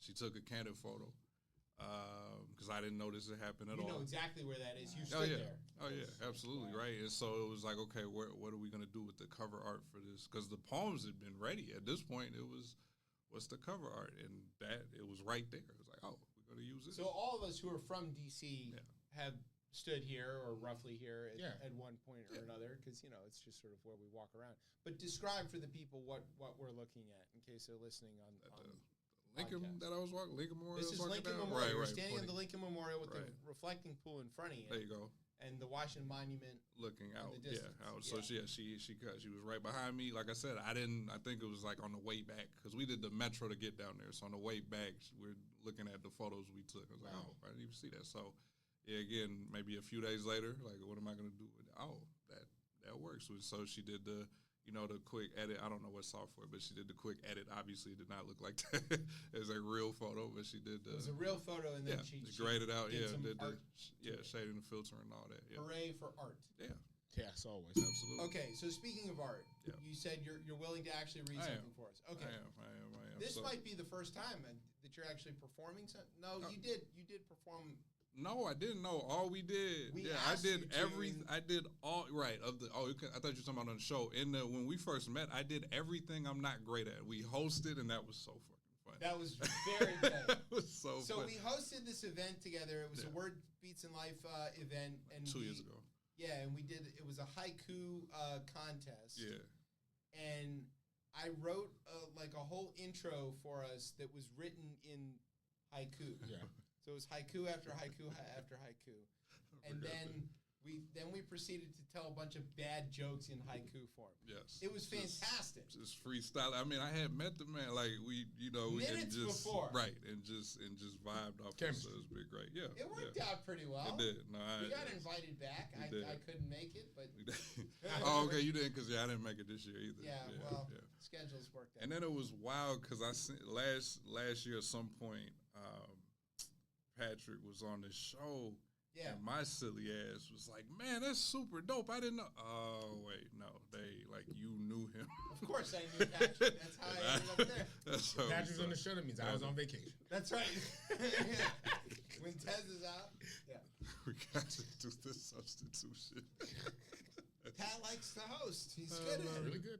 I love it. I don't know if you've heard. He used to be in a band called the PoMCs. You've heard of it? Oh, yeah. All right, so... Okay, there we go. Anyway, go ahead. So what is this called? Yeah, so this is, the poem is called Superhero Superpower. So shout out to a young lady named, Don't do that. Shout out to Steph Marie Cole. She had a theme. She provided a theme for us on to talk about superheroes. It was 4 different types of poems. So it didn't turn into the thing that she originally thought of, but it motivated poems. So I appreciate, That's shout out to how art prompts. usually works. There you go. Shout out to prompts. So this poem goes, I said, I know a civilian who once said, bipolar is not an excuse. It might not even be the proper diagnosis. But the symptoms of that disorder have empowered me with discernment to distance myself away from disrespect. And when I discovered this ingenuous energy, I interjected, ejected, and myself from their perspective. He think he better than everybody. Hardly. It's just the sassy masses can't get past the fact that I'm simply different. I don't consider me better. All one has to do is not deliver me bitter energy. I don't need it, though I can handle it, need it, and eat it. So if I need to cook them, so be it. Damn. He think he the man? Nah, kid. It's just at this point in life, I approach it with a sure sense of who I am. It is I am who sent me to you. I don't think I know. I'm aiming for my intended greatness. Amen. I'm a man and a martyr. I'm a muse and amazing. I'm a king and a servant to the people. Heart on my sleeve, feelings readily available through the peephole, but the key is not to get locked out, people. Because I can't truly control this immense power. Sometimes I can get it to peter out, but other times it can be full out carnage. Honestly, it can be a bit of a hope. Wow. The Wow. mania. Wow. Because I don't want to go wild on you, brothers. So why don't you pick another route that's less maddening? I'll definitely audible all away from all the bull. It takes focus and mind control. It takes focus and mind control to keep mind controlled, but sometimes it's a handicap to constantly hover over normacy like a mutant. That's Damn. that piece. Jesus Christ. Available in People, Audible, and all the bull. Yo. The Peter Carnage? Yes. Good God. Fuck. Damn. Okay. You know the best part is that's not the one I meant to write, Hey, but it worked out perfect. that's great. It worked out perfect. I'm like halfway through. I'm like, that's not okay. But hey, listen, it's working. Keep it moving. That. These the guests come on. Y'all get me closer and closer every day to actually go and write something new. Like I have it. He looks at me like, yeah. Brian, what do you think? Think he's gonna? Right, what? Sam. Yeah, I know. You're several years due for a record. I do them in 10 years. I literally do them in Once every 10 years. one every 10 years. Yeah, okay. To capture what the 10 years was. This next one will be COVID and forward. So what's my man's name? Sure. Buddy out of Skills out of Virginia. He did the annual recap. So you do the what? Yeah, every decade. I think I'm Pharaoh Monch. I'm really not. I'm nowhere near that. But yeah, Pharaoh Monch, every take 10 years to make another record. Dave Barry writes the year in review every year, and then you do, whatever. Decade in review. All right, so That was insane. Wow. that was amazing. Wow. Thank you. Thank you for Gracious. actually reading one of them okay, for us. cute. Right. Well, it's one of those. It's going to make me re-listen to this show, and I never did that. And it's important. We got to this section. There's all this infighting. Like, what the fuck is No, going this is us DJing to ourselves. Why would I listen to myself say what I already know I said? You're supposed to listen back and see what you did right and wrong, so you. Do I better know what next I week. did wrong. Oh, okay. Everything. All right. Well, as long as you did. You're supposed to listen to your own performances, don't you know that? Guess so. What kind of musician Hard are to you? want to do though. No. Yeah, you don't always want to do it, but you got to do Just it. sit down and say what I have to say. I will come back and listen to that again. Okay. What's the timestamp so I can get right to this shit? I'm gonna fucking be dilly-dallying with the economy and shit and list time. I want to get straight to the fucking the poetry. Skip the couch, fucker, bitch. Go right to the Exactly. poem. Fuck. All right, so switching gears a little bit back to the book, which I gotta say, like, if you are somebody who reads poetry, right, the way things sound matters a lot.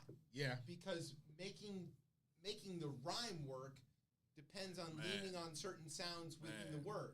Yeah, before you even answer the question, even like somebody like myself with an accent, It you matters. have to bend have to or hear it. yeah, it worked because I bended the word into whatever's next, and if you say it phonetically, that shit doesn't make any sense anymore. Right. Or sometimes That's so it real. does need to be. Sometimes I actually, go to, bring it to. I do have degrees, and get extra, extra phonetic with it for the purpose. So yeah, This is a thing that I talk to my mom about all the time. She's an English major. She loves to read. She loves poetry. And her idea of how things rhyme is mostly how they're written. Because she doesn't hear most of it. She Okay. mostly reads it. And because my concept of poetry is mostly through what I hear, because I don't read a lot, I mostly listen. I pay attention to the way that you can lean on vowel sounds in particular Right. to make words rhyme that don't rhyme on paper. Right. And so I'll send her a poem and I'll be like, yo, this is a really good poem. And she's like, it doesn't rhyme. Oh. But it does if you That's say it the right Right. way. Right.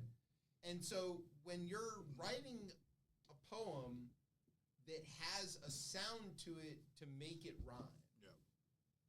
how do you tip off the reader into how to hear the poem as they're reading it to make it work? Yeah, so I would say I don't really think I did here. How I would do it if I really needed to, I would italicize something. I would, what I actually I'll correct it. What I did do sometimes for emphasis is I'll put like a section or a word all by itself on a line. Yes. So let me correct myself. That's what I did. So sometimes when I'm reading stuff, what I see is like the shape of the poem on the page. The shape of the way it's printed Right. indicates the Something. sound. Right. I've seen people. Yeah, this line is here. This line Or is this is word indented. sits off Right. by itself. Yeah. Yeah. So let me correct myself. I did do that, but like if I wanted to take it a step further, we're gonna italicize something, bold something. You know what I mean? We'll do all of that.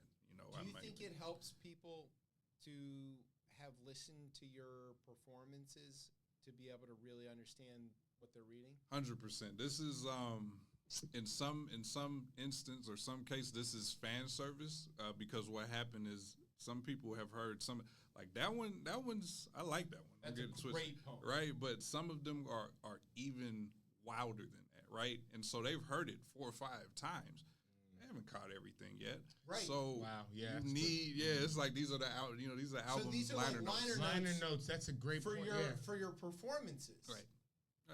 I Right. love that Right. idea. I also can see like that's people gonna snatch this up at every performance because like you heard the poem, it hit you.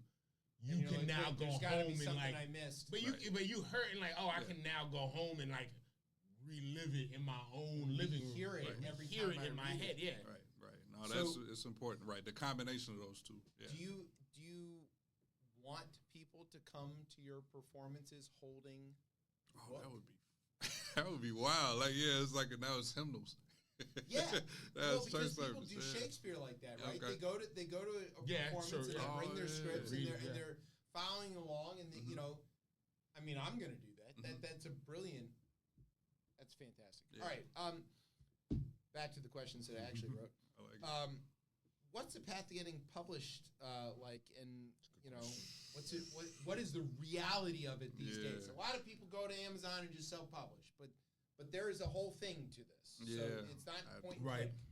That's what I did. I But did. there's more to it. It's not Oh yeah. as easy Oh as they right. make it It's seem. not even what they call KDP and as easy and as accessible as they made it still was crazy. And I mean shout out to Reggie, my dog. Like he's the reason I didn't even know about KDP before he mentioned it, let alone how to go about it. Right. So it's it helped to own my own ISBN. Versus like, cause Right. Amazon has a route, but there's a reason they had a route. They would That's have, right. they would have owned that. You know what I mean? So that was like my version. Amazon is Oh yeah. techno feudalism. Yes. Talk about it, right? So but yes, I mean the cover art was very important. Their software was a little weird because you needed to let them know like how many, the PDF I was loading, how many pages they're producing. Okay, well that is influencing the dimensions of the cover, and it's very like it was a trial and error. Like, was this the right one? No. Oh, okay. And they don't even tell you. Yeah, they just tell you when it's wrong. You just gotta guess. That's crazy. That's very helpful. So that was wild. It's also very interesting if the consumer buys it from Amazon, they're gonna get it to you in 2 days. When I want author copies, it takes 10 days. Wow. For them to send it to you, it takes 10 days, but because they pay again, the consumer buys the book, they take a chunk out of that, and that makes them a nice amount. So it's profit. better to buy it directly from you, of course. So that one's tricky. That one, there's two schools of thought, and they both have relevance or and all that. Like, yes, if I pay $2 for mine and I sell it, that's a nice profit margin. However, the more that sell from the Amazon link, the more likely I end up on the search engine. And so, like, somebody from Romania is never, is not coming to Maryland. Now, somebody from Australia, because I did, part of my summer, I helped train ray gun. I was waiting. As soon as you said Australia. And I was, we're very happy with the results of that. Yes, thank you. Know what I mean? So you. I definitely It's reflected very well on the culture. yeah, she did fantastic. So Appreciate I definitely expect. She's a breakout star. Absolutely. Let's not dance around the subject. You know what I mean? Yeah, we that's so. So by Australia got fans. My head spinning. I love it. I tried. Bro, we finally broke. I tried. This is SNL right here. We tried to keep it going. We couldn't. I love it. So yes, that is. Is it the kangaroo? You gotta watch it with all these windmills, all right? Absolutely. I love Don't it. do the kangaroo thing. Hey, What the fuck was the thing with the kangaroo? Should turn into a burger. Right? Root burger. Unless Harris takes him away. What is a root burger red meat? Yes. Yeah, it is, right? Yeah. I love it. I mean, I haven't had root, but I've had emu. Yeah, I've had kangaroo, emu, and camel. I'm not gonna lie. I'm really gonna sleep. Like, I'm about to say it anyway, but I'm gonna lose sleep because there was an earshot joke just right there the whole time we were talking about Yes. and I didn't do it. You had the chance. It's gonna bother me. Go It's back. Okay. Rewind the tape, Brian. Can't do that. Unless it's the multiverse. You know what I mean? The time stone doesn't work that way. Yeah, it's But too we late. can all imagine it. There you go. Right. We In can my hear voice. Yeah. I don't know if I asked this the last time of you, but I usually ask if anybody writes. But like, do you find like the writing process lonely? Yeah. You do ask that of all of our authors. Yeah. No. I mean, it's a good question, but no. I guess I've like zoned out in public and just and put something together. But no, I need my time. I need my space and my I don't really write in. If I'm writing to some music, I might let it play, but eventually it's gonna go back off, and so Right. it really is going to be. So you write isolation. by yourself, alone in a room, in silence. Where do you make your when you write? Where's like a location, or it's like your house, like I don't know, like wherever. Where do you get the best? Right. That, not the elephant in the room, but the clarification is I don't write actually. I'm typing. Okay. So then writing. now we bring it's right. No, I think create. It's the same. No, Some people say it's not. Patrick Those won't people even are agree. wrong. No, those people are wrong. I mean, Writing- however you get the information down on the page is I create. is fine. Yeah, I create. Yeah. Do we only say that? Do they say that about people on the typewriters? I don't think so. It's called a typewriter. Yeah, it writes. It writes. It's words. Yeah. You can read it with your eyes. Right. You're just using a different tool that's not a pencil. Yeah. Right. But Unlike those audiobook motherfuckers. Now that's different. It's Hey, not listen, fucking reading. You all weren't right? here that week. All right. It's not Missed your fucking reading. opportunity It's to not be reading. here and confront the I'm just audiobook joking. producer I'm just joking. over Audiobooks his is- inferior medium. that's too funny. I'm just fucking right. Guy But, listens to NPR all day and he talks about audiobooks and bullshit. That's wild. So the company I'm not giving free pub to, the one thing about them tracing every time keystroke I made in an autosave is that's how I knew when these were created. Like I didn't say, I didn't start, especially 10 years. I wasn't like, let me write down the day I first. Well, when you check back in your doc file. There you go. Right. That's when I knew. Yeah. That's when I knew. So I give them credit for that. I found like I was early on. As soon as I had a notes app on like the original iPhone, I never wrote on paper again. Never wrote again. My handwriting is atrocious. My handwriting is terrible. That's why. It's a sign of genius. It's always been terrible. Sign of genius. That's what it is. Thank you. But I write my notebooks constantly, but all of the shows, for example, going back to 2015, exist as a Google Doc. Yeah. So, and I can go find. Guess what? The search is right. like that alone. That is alone. Like, cause I'm like, where the hell is that rap? What word did I say? Right. And they'll be like, that is. I don't care what anybody says. Right. I'm impressed. Y'all did. Yeah. I dig through all the data and my Social Security and shit, but that might be all right. That might be worth it. So, were any of these poems inspired by your visits to this show? Oh God, Jesus fucking Christ! It's shameless. That's it, right? You know what I mean? I wish always shameless about I was a better liar, but no, we don't have to lie. Say no. We can skip that. But I have, no. If you ever hear if you ever see geometry in a poem, you'll know. No, 100%. It was here. You're right, 100%. Okay, and how can people get the book? Yes, so those who are so inclined can follow me on Instagram at Aloneatiq. That is ALONEATIQ, and I have the link in bio situation. So one is directly to Amazon, and one is also to my website www.aloneatiq.com, and you can purchase it there. And in that method, I get the book, comes to me, I'll sign it, and then ship it off. Right, so two different methods. Yeah.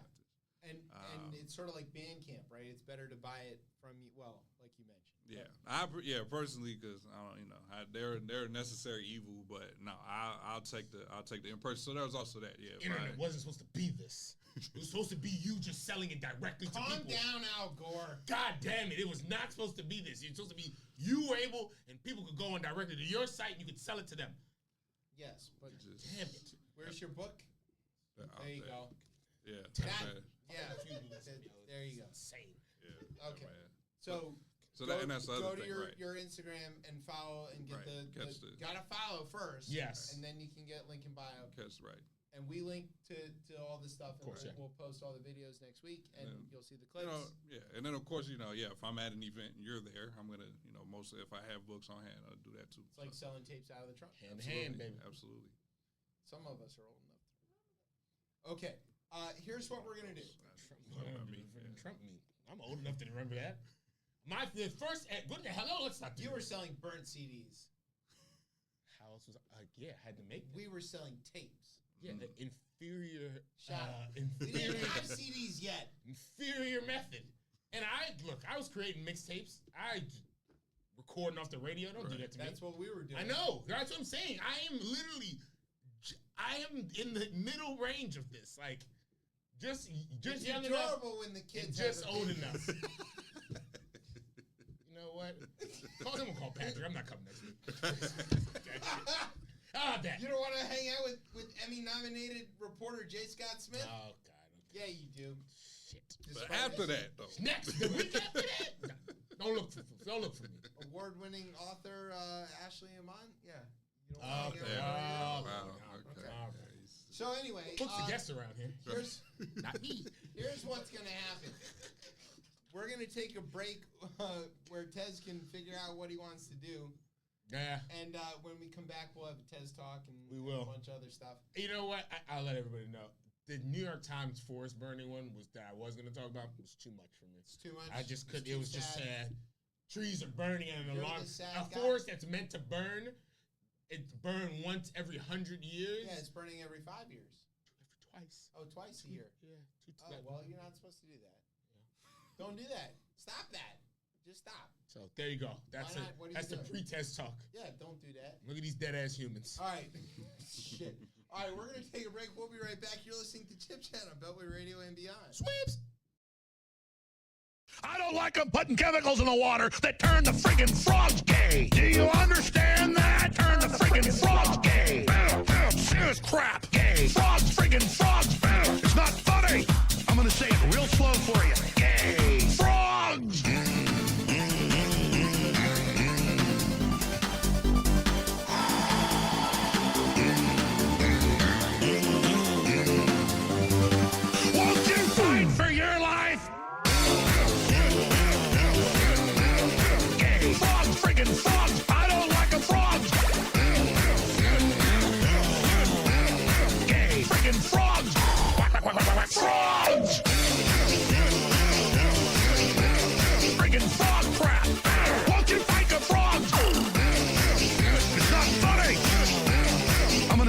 real slow for you. Dude, America first! America first! Get that through your head! Dude, America first! America first! You heard that before? What? America first! America first! What the hell, man? Dude, America first! America first! To all of you, let me explain one damn thing. America, America, America. Dude, you understand? America, America, America. My point is, America's first. America, America, America. What the hell, man? Globalists, no! Goblins, no! This is it. Everybody get ready! America first! America first! Get that through your head! Dude, America first! America first! You heard that before? What? America first! America first! Get that through your head! America first! America first!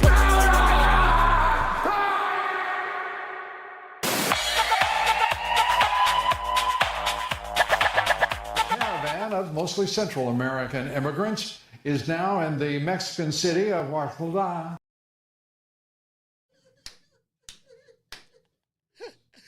Welcome back to Chip Chat.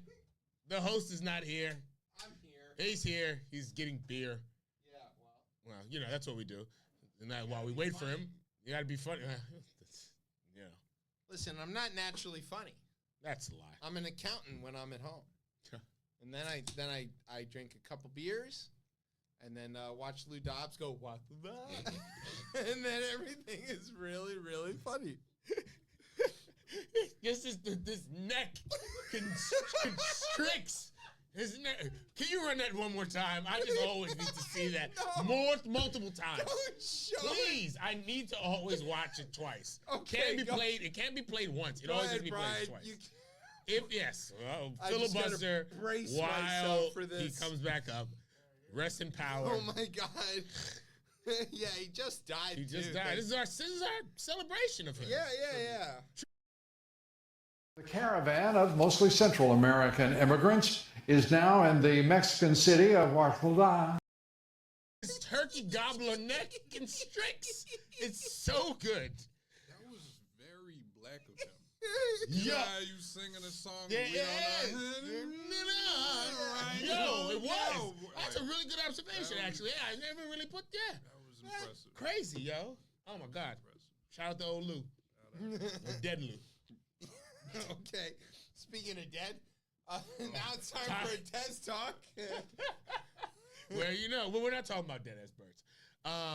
No, not this time. We already did that right before the end of the segment. No, this is kind of a news segment, which is we usually don't really do that in the test talk. This is more economics. More economics. We're talking about these Trump tax tricks.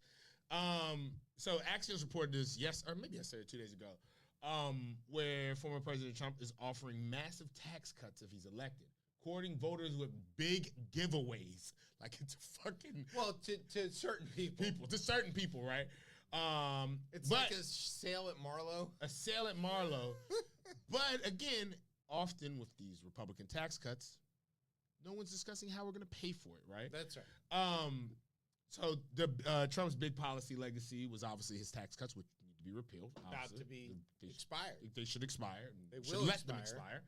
Because again, there's a lot of things that we specifically like that should have been paid for, or that we needed to actually do, right? Whether it's both of the infrastructure acts, right?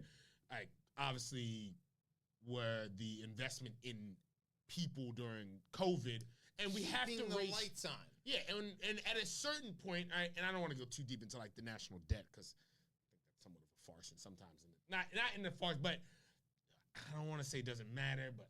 It's not really the thing that people. It's not the alarm that it's they not make that. it out. Yeah. And but I do think though, like in any society, you need to bring revenue in, right? And these tax cuts were, they are, like to your point, they have been for the rich. We should stop calling them tax. They're not tax cuts. That's fair. Expenditures. They're expenditures. That's a better word. Spending through the tax code. And now that he's losing, he's promising to go further in 2025. He's a loser. He has been a loser, right? And this could be the biggest loser ever. Shout out NBC. Right. So with his offering spelled out in the backdrop of his rally in Asheville, North Carolina, because he's in North Carolina, because he thinks he's going to lose, because he wasn't he's there. in Asheville. That's fair. So it's Democratic Democratic, stronghold. Democratic stronghold. There are more microbreweries per square foot in Nashville than there are in Portland. That's kind of crazy. No, I just made it. But it could be true. That could I be don't true. know. So Trump listed a promise for voters who think the economy isn't working. So for service workers, I didn't know he cared about them. No taxes on your tips, right? Kamala likes that one too. Yeah. I think she has her price tag, I think, is half of this. We also have to be careful what to tip. Yeah. Because if investment bankers get a tip, right, you know, they're already not paying on capital gains. Maybe they didn't actually get paid their wages. Maybe they just got tips. Price tag for this, for his version of this, $250 billion it's not a real. year. I mean, he's just saying. I know he's things. just saying. It's Right, not like he's got a thought-out plan that the CBO can score. Of course. It's just like, I don't want it, blah, blah, blah, blah. And they go, well, sure, whatever you say. For seniors, no taxes on your Social Security. Price tag, roughly $150 billion a year. Yeah. Right? Also, depending on how much they get in Social Security, they're already not paying taxes on it, right? For people who want lower bills, which is kind of crazy, Trump promised to cut the price of electricity in half. The U.S. is the world leading oil producer. And I would say in this country, electricity is rather cheap already. Electricity per kilowatt in the United States is very cheap compared to the rest of the world. Yeah. Even in developed countries. Yeah. Mostly because we're producing it from things that are like wind and solar. Wind is huge. Yeah. You know, and natural gas is nearly free. Yeah. So it's... Yeah.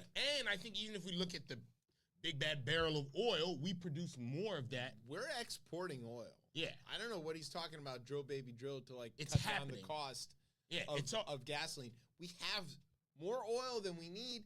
We're mailing it to other countries. You could easily say we're energy independent, honestly, right? We're not just energy independent. We've been, to be clear, we've been energy independent for a while. Since 2010. Yeah. When Barack Hussein Obama was president. Yes. We have been a net energy exporter since 2012 when Barack Hussein Obama was president. Yeah. So, you know, drill, baby, drill. Go but ahead. I do think, right, I think it's a trick is like at a certain point, the tax cuts, like they don't necessarily, or the expenditures you mentioned, they don't work. And we need to tax the people who are or skirting taxes, right? Yes. And that obviously is the corporations, and that's obviously the ultra, like, filthy wealthy in this country. Yes. They need to be taxed. Yes. And again, the rates that we're talking about aren't as high as they've been taxed in the past. It's not like they're going to get turned from billionaires into millionaires. It's like they're going to be, instead of having $300 billion, they're going to have $299,999 billion. Right. We're talking minuscule amounts to them individually, so small they can't notice it, number one. Number two, it makes a huge difference. You know, huge. It's not like people are asking for a reduction in services from government. So the same people who tell you, "Oh, we need to That's cut a great taxes," point. That's a great point. They never say, "Well, and then we should also reduce spending." They go, "Well, we should cut taxes and keep spending, and we should buy more tanks, or more battleships, or more railroads to God knows where, or bridges to nowhere, or like, I mean, they're not seriously considering the things they're considering cutting to offset these taxes are things like education, you know, school lunches, food stamps, you know, senior benefits, health insurance. Those are the things that they're going. So they want to cut things like food stamps so that they can cut taxes for billionaires. And I think we could also, if we were able to tax them properly, we could actually funnel that money to things that like might just make like the country a little more attractive. I think, right, even something like poetry, right? There should be like, but like, that might sound crazy, but like the federal government should fund a lot of the arts in a lot of cities. We used to during the Depression. During the Depression, right? It exactly. worked. We got out of the Depression. There's a playbook for this. And, and like, right, like I think it's called the New Deal. Called the New Deal. And I think it's something like U Street, right? Green, and then everybody will lose their mind about right. I think something like U Street, right? Like that has turned from being a place that was full of like music venues to none but hookah places. And if you love hookah, whatever, that's cool. But I don't think that's the fucking point of that place. It's the market. It's the market there. But like, but the government could also change that, right?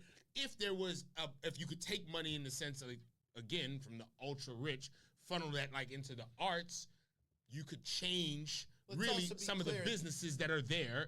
Because I do think like, especially, and I don't think crime is an issue, but I don't necessarily think 1,000 hookah spots bring the best. Fucking, I would say as a person who was on U Street when there's a lot more music, seemed to be a lot more fun, right? And people were more happy, and no one was upset because they were listening to music or listening to poetry, things of that nature. That's a market thing, but look, let's not talk about taking, okay? Let's talk about that the people who have these giant piles of money, these billions and billions of dollars, made that money due to the collective investment of all of us. Yeah. Okay? They're not out here printing microchips because they invented microchips. Right. They are out here printing microchips because public research universities at various states developed the technology with money that was collected in taxes from regular American taxpayers to create the technology and to not only to create the technology, but also to educate the workforce that's going to go work in the microchip factory. So, like, these people are the direct beneficiaries of the taxes that we're all paying collectively. Yeah. And so we're not taking. Fair, yeah. We're asking, we're requiring some of the profits of our collective investment to be reinvested into more collective investment to grow for all of us. Because remember, the Republicans love to tell you that we should have a government that runs like a business. And all of the businesses that are successful reinvest their profits. Which has also been the issue, again, and think about like the profits from 2008 till now, like, or not the profits, but the gains that they've had come from a zero interest and free money. That again is from the government. It is from the government. If you look at talking about Tesla, running this thing all like these a business, you should be reinvesting that money into the thing that gave it to you. Yeah. So it Sounds can like do a it again. Yes. That's my second time mentioning them. Disney did that. Like, they took the IP back when it was available, and then once they made the money off of it, then they got the government to say, let me hold on to this a little bit more longer before it goes back to public domain. Like, it's that we can talk about playbooks. They're like, let me make a bunch of money off of this strategy and then never let anybody else do it again. So we've got two different playbooks here, right? We've got one that sequesters the wealth to a select group, and we've got another that uses that wealth to grow for everybody. Yeah. If you're in the group that is already wealthy, I understand why you want to sequester that wealth because you've already got it and you want to keep it there. But if you're a poor white person in Alabama, to be very clear, or North Carolina, you're not in the billionaire class and you're never gonna be, stop voting like you are. That's been hard in this country for a long time. It's been a hard sell. You know, the reinvestment is to your benefit. Do you know that the majority of recipients of welfare, right, food stamps and other assistance programs, do you know white color they're white. They're white. Because the majority of the country is white. But what's the image of who's on and receiving benefits? That's where the problem breaks down. There's an obvious business plan. But it's interesting that those same individuals as well, too, and I get why, because he was able to kind of galvanize them around, like, the culture war stuff. But like, they have put their lot in with a man who doesn't care about them. Not only doesn't care about them, but is openly exploiting them. Yeah. Give me money so I can fight my legal battles, because if they come after me, they're going to come after you. And all y'all's wealth. And all y'all's wealth. Yeah. Hey, listen, trailer park guy in Montgomery, you know, or Arkansas or whatever. Have you banged a porn star and not told your wife about it? No? No, he's fucking his couch. I guess he's not really. Yeah, he's fucking his couch. Have you fucked your couch on your way to Yale? No. Well, then I guess this doesn't really apply to you. And stop falling for it. But look, deaf ears. We're not talking to the cult. We're not going to convince them that all of a sudden, I mean, they think that Trump is Jesus. We're not talking to them. So forget that. And the problem is whenever the poor has connected. The poor. The poor. Well, I'm just saying that that's what the proletariat. The proletariat. Blacks. The blacks. You know. Yeah. Whenever a black. When the blacks, the whites. You know. When let's say the class of like people in working class. The working. I don't know though. Like take it easy there. I don't know if it's even working Thatcher. class. Yeah. In a sense though, but like again, people who the thing they have in common, I would say, would be poverty. I would even start there, right? Yes. For those folks, whenever anyone has tried to unite them across like racial lines or whatever it might be, everyone wants to usually kill that person. Yes. Usually happens a lot. Take it easy. I'm just saying. So I don't know. Whoever wants to go be that torchbearer, be careful. But I do think eventually it's gonna click, though. I do think because it keep coming close to the click. Yeah. We get close. Like MLK was really close. Really close. Really close. And they shot him. And anytime. Bobby Kennedy was really close to the click. And then they Fred shot Hampton. him. Fred Hampton was very really close. Hubert Humphrey was very we close can go to back, the click. Is it Bacon's Rebellion? Yeah. It is that. Yes. Close. Another one. And that one there, they said, hold on. Hey, guess what? You're poor, but you're white. Yeah. Well, it's a difference. There is a difference, huh? I wasn't aware of it, but sure. All right.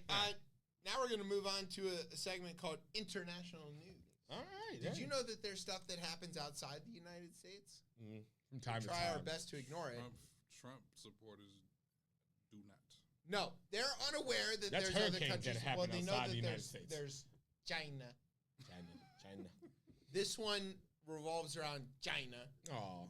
A U.S. Army intelligence analyst pleaded guilty on Tuesday to providing sensitive defense information to China, including documents about U.S. weapons systems and military tactics and strategies. Is that why they beat us in shooting in the Olympics? No, but what he should have done is store all that information in his bathroom, and it would have been fine. Because that's what Trump did. However, that is why the Fuji's tour didn't happen, because Prize got back to his spying. I thought he was going to jail. He was. And? Did he get the what's the name deal? Wait, first of all, I heard that Lauren was late. Oh, the fuck does that mean? You have to hear that, right? The fuck is that? Exactly. Like so late that like she was several years late to the and like hadn't practiced or whatever, which could be a problem. Not that she doesn't know the music. Of course she can play and sing whatever. I do this show without But like Praz was like in real you're fine. But he was like in real legal trouble. Well, did he beat this? The whole, like, when they canceled this tour recently, like, he's been the one shitting on her from Instagram. So either he's got one of those jail phones or he's all right right now. I don't know. Because I, from what I understood, the issue was that he, like, whether he really had anything to do with this or not, was sort of wrapped up in some of this espionage stuff. I don't think he really was. I think he was... Like, this show. He knows a lot of people, and he connected people, and he was like, "Hey, call this guy. He was talking about this or whatever." Like, I can't see him being an international spy master. I mean, he's pretty hot on a mic, but like, you never know. No, he's not. Oh wow! Is that? But he's not. The weakest link.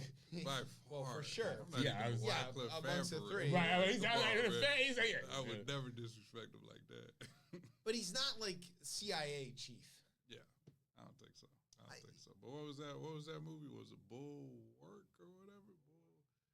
Bulworth, right? And he had that song. So he took the movie and applied it to real life. So it's a very wag the dog sort of moment 100%. Here. Yeah. Okay. Yeah, this Schultz dude is a cheap date. Yeah, $42,000 apparently. He was paid $42,000 for whatever information he gave up to the Chinese. I mean, that'll buy him a nice car, I guess. No. I mean, we just got a minivan. I don't know. We just got car prices just starting to come down. I don't know if we're down to $42,000. When you grew up in a poor town of Alabama, $42,000. Is that how that works? That's fair. That's a lot. All right, so windfall. Here's an obvious solution: get rid of Alabama, and we won't have that problem. Oh, this shit here. This next story is wild. I just saw this 2 days ago randomly. So this was going to be a Florida or nah. but it's too much. It's too much.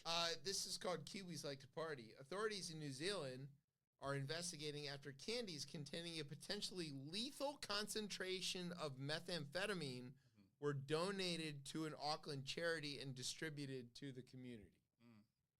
At least 8 families were affected, including at least 1 kid, said the chief executive of the mission there.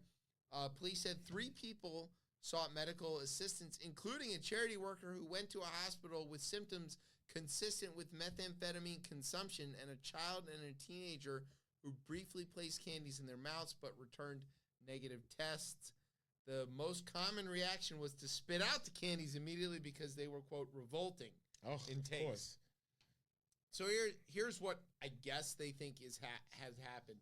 Somebody was trying to sneak meth into New Zealand.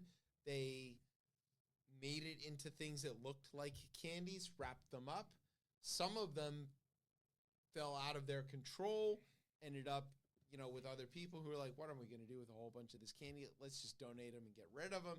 They donated them and got rid of them. And then, the charities got them.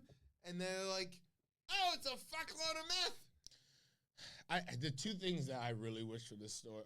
First part is that meth in candies is going to leave your teeth worse than everybody in my country. Already. And I really wanted this story to not be in New Zealand, and I really wanted it to be in Australia.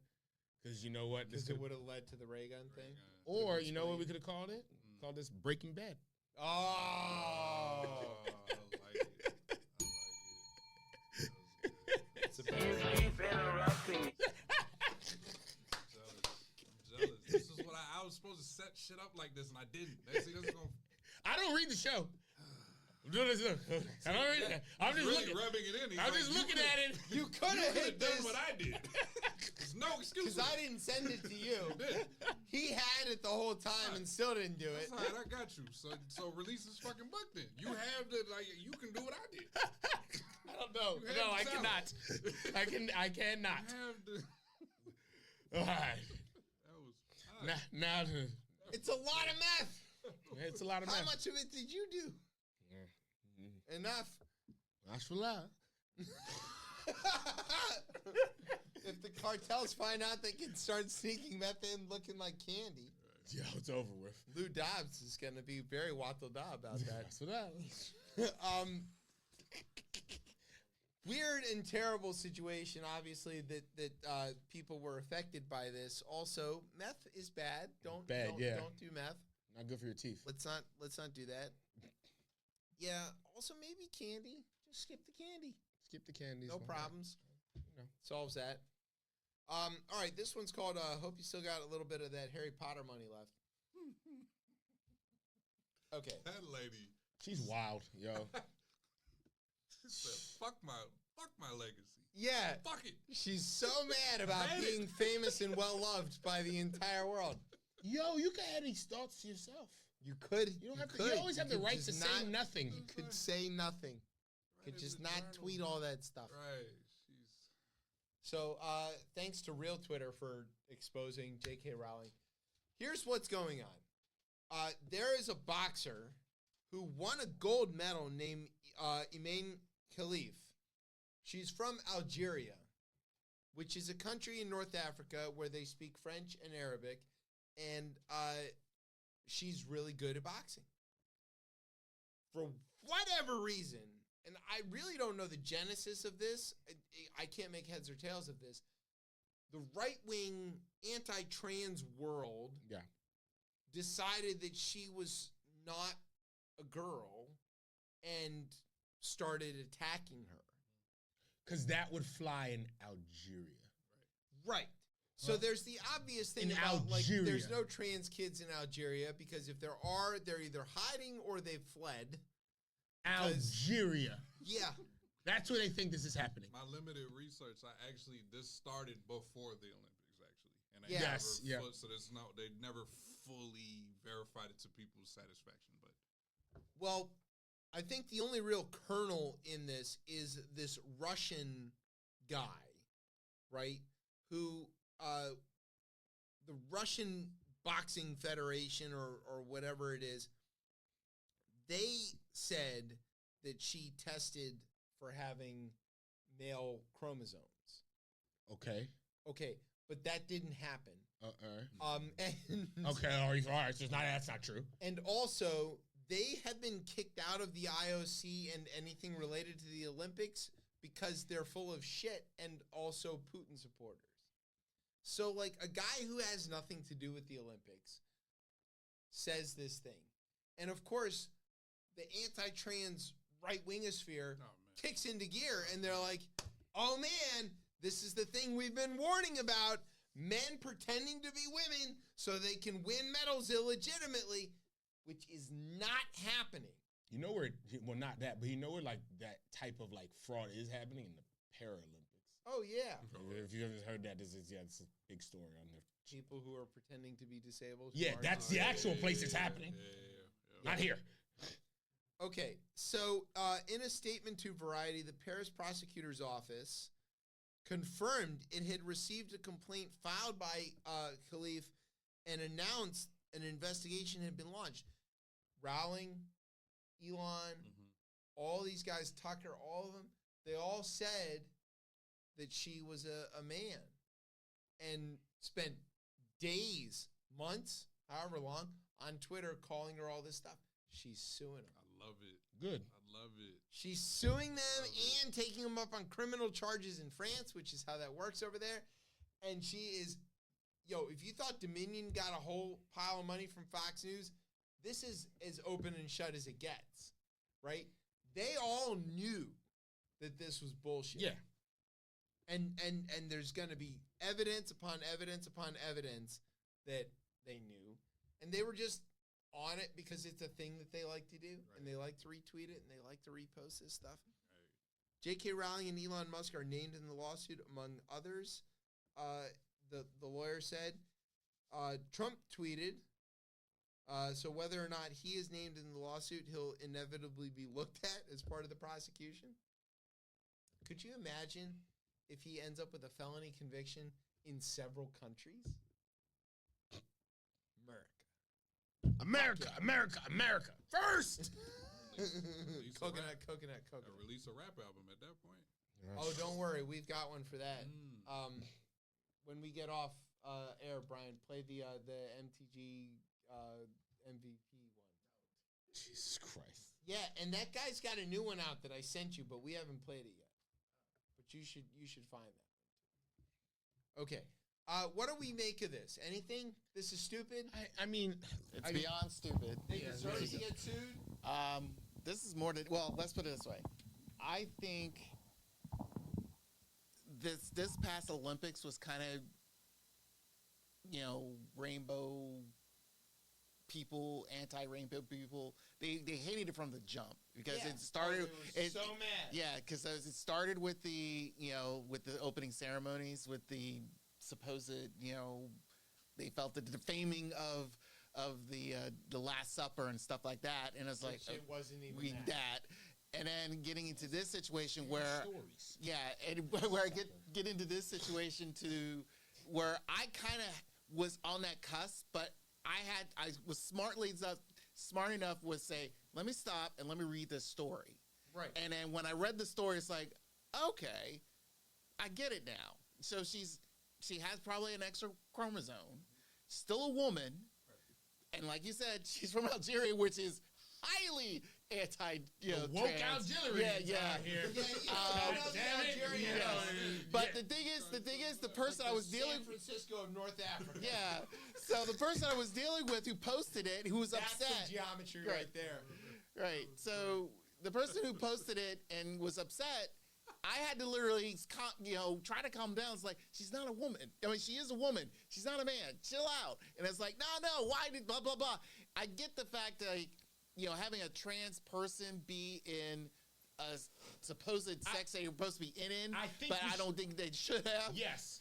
But the thing is like, in this situation, I understand, like, the picture image of the at the preliminary rounds, white Italian girl, and she's crying and all that stuff, and that image sort of like sparked this craziness to the point where it's like, look, she just got beat. I understand It's boxing. Yeah, it's boxing. You get punched in the face sometimes. Right. So you let your guard down, you're gonna get got. Right, but she feels like I've been wronged and all that stuff. But really, it's like Buster Douglas could be out here crying, talking about Mike Tyson punched me in the face and that wasn't fair and shit. Right. Like what are we talking about? Right. So this whole thing is it's odd how a little thing of information that you take a headline and you don't read the whole story. That's why a lot of things nowadays, not nowadays, this has been on for a while. Right. A lot of people just read the headlines and not read the full story. I think, God, this trans issue is number one, it's the smallest the population just in the country itself is like less than 1%. Taking it over, they're taking over. Turning the frogs gay. And like, the gay agenda. And I think the gay agenda. And I think, but I don't even think I think though after you allow gay marriage in this country, this just obviously became the next boogeyman that they were. When it turned out that didn't unmake society. They needed something else, and that's where it's at. And it's like, all right, if you want to have a conversation where you say, oh, yeah, you feel a certain way, or like you don't understand like what's happening, right? I can get that piece, right? Like if people are like, yo, I don't really get this, I don't understand it, I'm coming to seek more information around this. That's fair. That's fair. We can or talk. If there was a concern that we got men running rampant in women's sports, like, right? And now it's camera like the competition, but like these are games also as well too. But like also none of this is happening. It's not That's happening. the point. It's just not happening. But they're imagining it happening. They're imagining it happening, and it's like you can't even really have an educated conversation on it because it's really not a conversation at all at this point. Like it's not big like enough. Arguing about whether or not the Martians who came here to the United States in 1842 happened to make the best barbecue or not. That is not a thing that happened, and so discussing it at length is utterly pointless. It's just not a thing. It's weird. It is weird. Have they ever considered not caring? No. Because I've gotten really far in life by just not caring. Oh, we always make North Carolina jokes when we're here, and when I'm here for sure, I probably do it all the time. And I just came from there again, and they gave so much of a damn about this man that was beating people up. Can they ever just not? I mean, like, it doesn't matter. But no, they can't because of America. When do we care this much about women? Right. When in this country did they start caring about women I was this about much? to say women's sports, but you was like, Just fuck all that. Like women in general. The fuck are we care about women? To be clear, they're couching this in terms of we're trying to protect women from men stealing their stuff. Right. And so they say, oh, we care about this issue not because we're anti-trans, but because we're trying to protect women from being attacked by men who are masquerading as women. Okay, Which is so not what's happening. It's not happening. But mind you, everyone forgets that the IOC has these weird, strict laws and all that stuff. So for them not understanding those laws and understanding the situation, yeah, a trans person would never be in the Olympics anyway. Right. I mean, so, and, mind you, yes, within the last several years, we have had, a couple of high schoolers or a college person who was a trans woman being in women events and winning. And yes, I felt like it's kind of criminal for that situation because that doesn't make any sense. And especially when it comes to, I remember there was a boxer, a trans woman boxer winning a match, and everyone freaked out. And I think that carried over into this. Thinking the fact is like, oh, we got another one. And it's like, when was the last time you heard this? You haven't heard it in several years until now. Mind you, I know the whole spectrum of those, like, hey, we're aware of trans people and all that stuff. But the thing is like, this is the Olympics. They know they do have these screenings and stuff like that, and they understand what's going on. They want to have proper representation, but at the same time, it's like, we're not going to have that. So, and if you a sensible person, unlike those in this room, would be fully aware of that. Or better yet, if for someone who's just recently had this popped up out of nowhere, and you start freaking out over the headline instead of, like I did, took a minute and read the darn thing and find out what's really going on, you wouldn't be freaked out so much. But everyone, like I said before, freaks out over the headline, and it's been going on for way too long. Well, it's not just that the people are freaking out about the headline, but the people who want to drive an anti-trans agenda latch onto this and amplify. Right. That is into this huge thing that isn't happening. Right, but that is the whole thing about just reading the headline. What bothers them so much about trans people existing? They just exist. Here's my thing. Do they spend money in the economy? Yeah. That's what the fuck I care about. They buy Yes. stuff. God damn Yes. it. Do they buy things? They do. Yes, they Cool. buy a lot of dresses. They buy a lot of shoes, at the or they same buy rate a lot as of everybody else. suits. You got to remember trans men. Cool. So they're everywhere. I'm but cool. not like everyone. They're not everywhere. There's the first thing. They're not everywhere.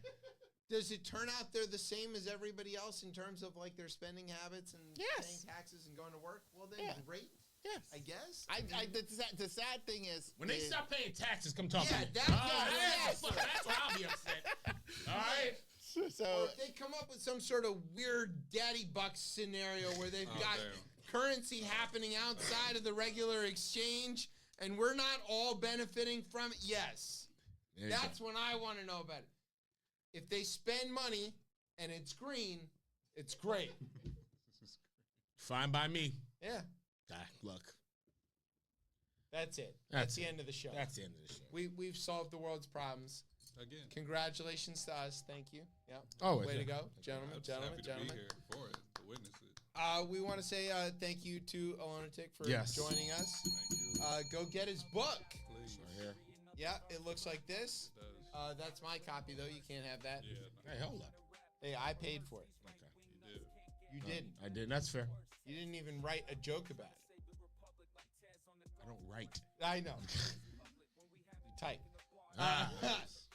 We want to say thanks to our radio partners. This is true. The U.S. Hobby Horse Championship. That is a real thing that just took place. Yes. The hobby horse. Yes. Is it on the Ocho? Oh wait, yeah. It's real. It's people jumping. Yeah, it's on the Ocho, jumping around on their hobby horses. We want to say thank you to that one Wendy's off the Beltway that lets you use their bathroom, and of course, the soon-to-be defunct WCBS 880 AM New York. They are taking off the all-news format. They invented the all-news format 60-something years ago. Thanks to our partners, Spotify, Google, YouTube, all of that stuff. Go check out Techno-feudalist. the People's Choice Podcast Awards, which we were nominated for, and we made the cut. We have no idea how you can vote. I looked. It said you can register and vote. You can't register. Like But- America. Easy. Jesus. Go register and vote. Unless you're a Republican. Alabama. We don't care about Alabama. We do. We're not going to win Alabama. That's fair. But Georgia, thanks to our home on the interwebs, CopleyMedia.com. They've got new stuff going on. Go check out their Instagram. And thanks as always to our family here at Beltway Radio for making us sound as smooth as Australian breakdancing. Okay. Social media, where can everybody get you? Aloneatiq, ALONEATIQ, www.aloneatiq.com. There you go. All right. Tez? You can find me on Instagram at Ketchum Quarter. You can find me on Twitter, just crying about my Nationals, at DC Cortez. And as always, you can find me on Blue Sky, being a flaming liberal with all my trans friends. Yes. I'm on at DC Cortez. All right. You can find There's me. that's where they're all at. That's where they're all. That's all where on they're Blue at, Sky. yeah. You can find me and the show on Twitter at ChipChatR. You can find us on Facebook or Instagram at RipChipChat. And you can, of course, find us every Thursday night here on Beltway Radio and beyond. You can find me on Blue Sky, too. I think it's Chef Chip on Blue Sky. I think so. What my, I gotta figure my password log back yeah, up. I gotta That's look why at they that. call it blue sky, for that fucking rainbow. Just Yeah. all over. Jesus. Hey, man, as long as you're spending money, That's all I care about. we literally could not care less about what Christ. you do. I have my own bedroom situation. You have your own bedroom. You Yeah. have your own. If Don't it be doesn't affect investigating me- other motherfuckers' bedrooms. Yeah, you know? I don't care, and also I don't care who I pee next to. Yeah. Let's be very clear about that. This is a dumb thing to worry Give about. me that. I focus on my stall. My own Leave shit, 2 man. stalls to the left for 2 stalls to the right. That's Yeah, all. but I don't care who's in which one. Yeah, that's Yeah. true. Right. All right, so that's the deal. All right, you can find us every Thursday night here on Beltway Radio and beyond. I'm Chip. That says that's Aloneatiq. That's Brian. You've been listening to Chip Chat on Beltway Radio and beyond. Sweeps.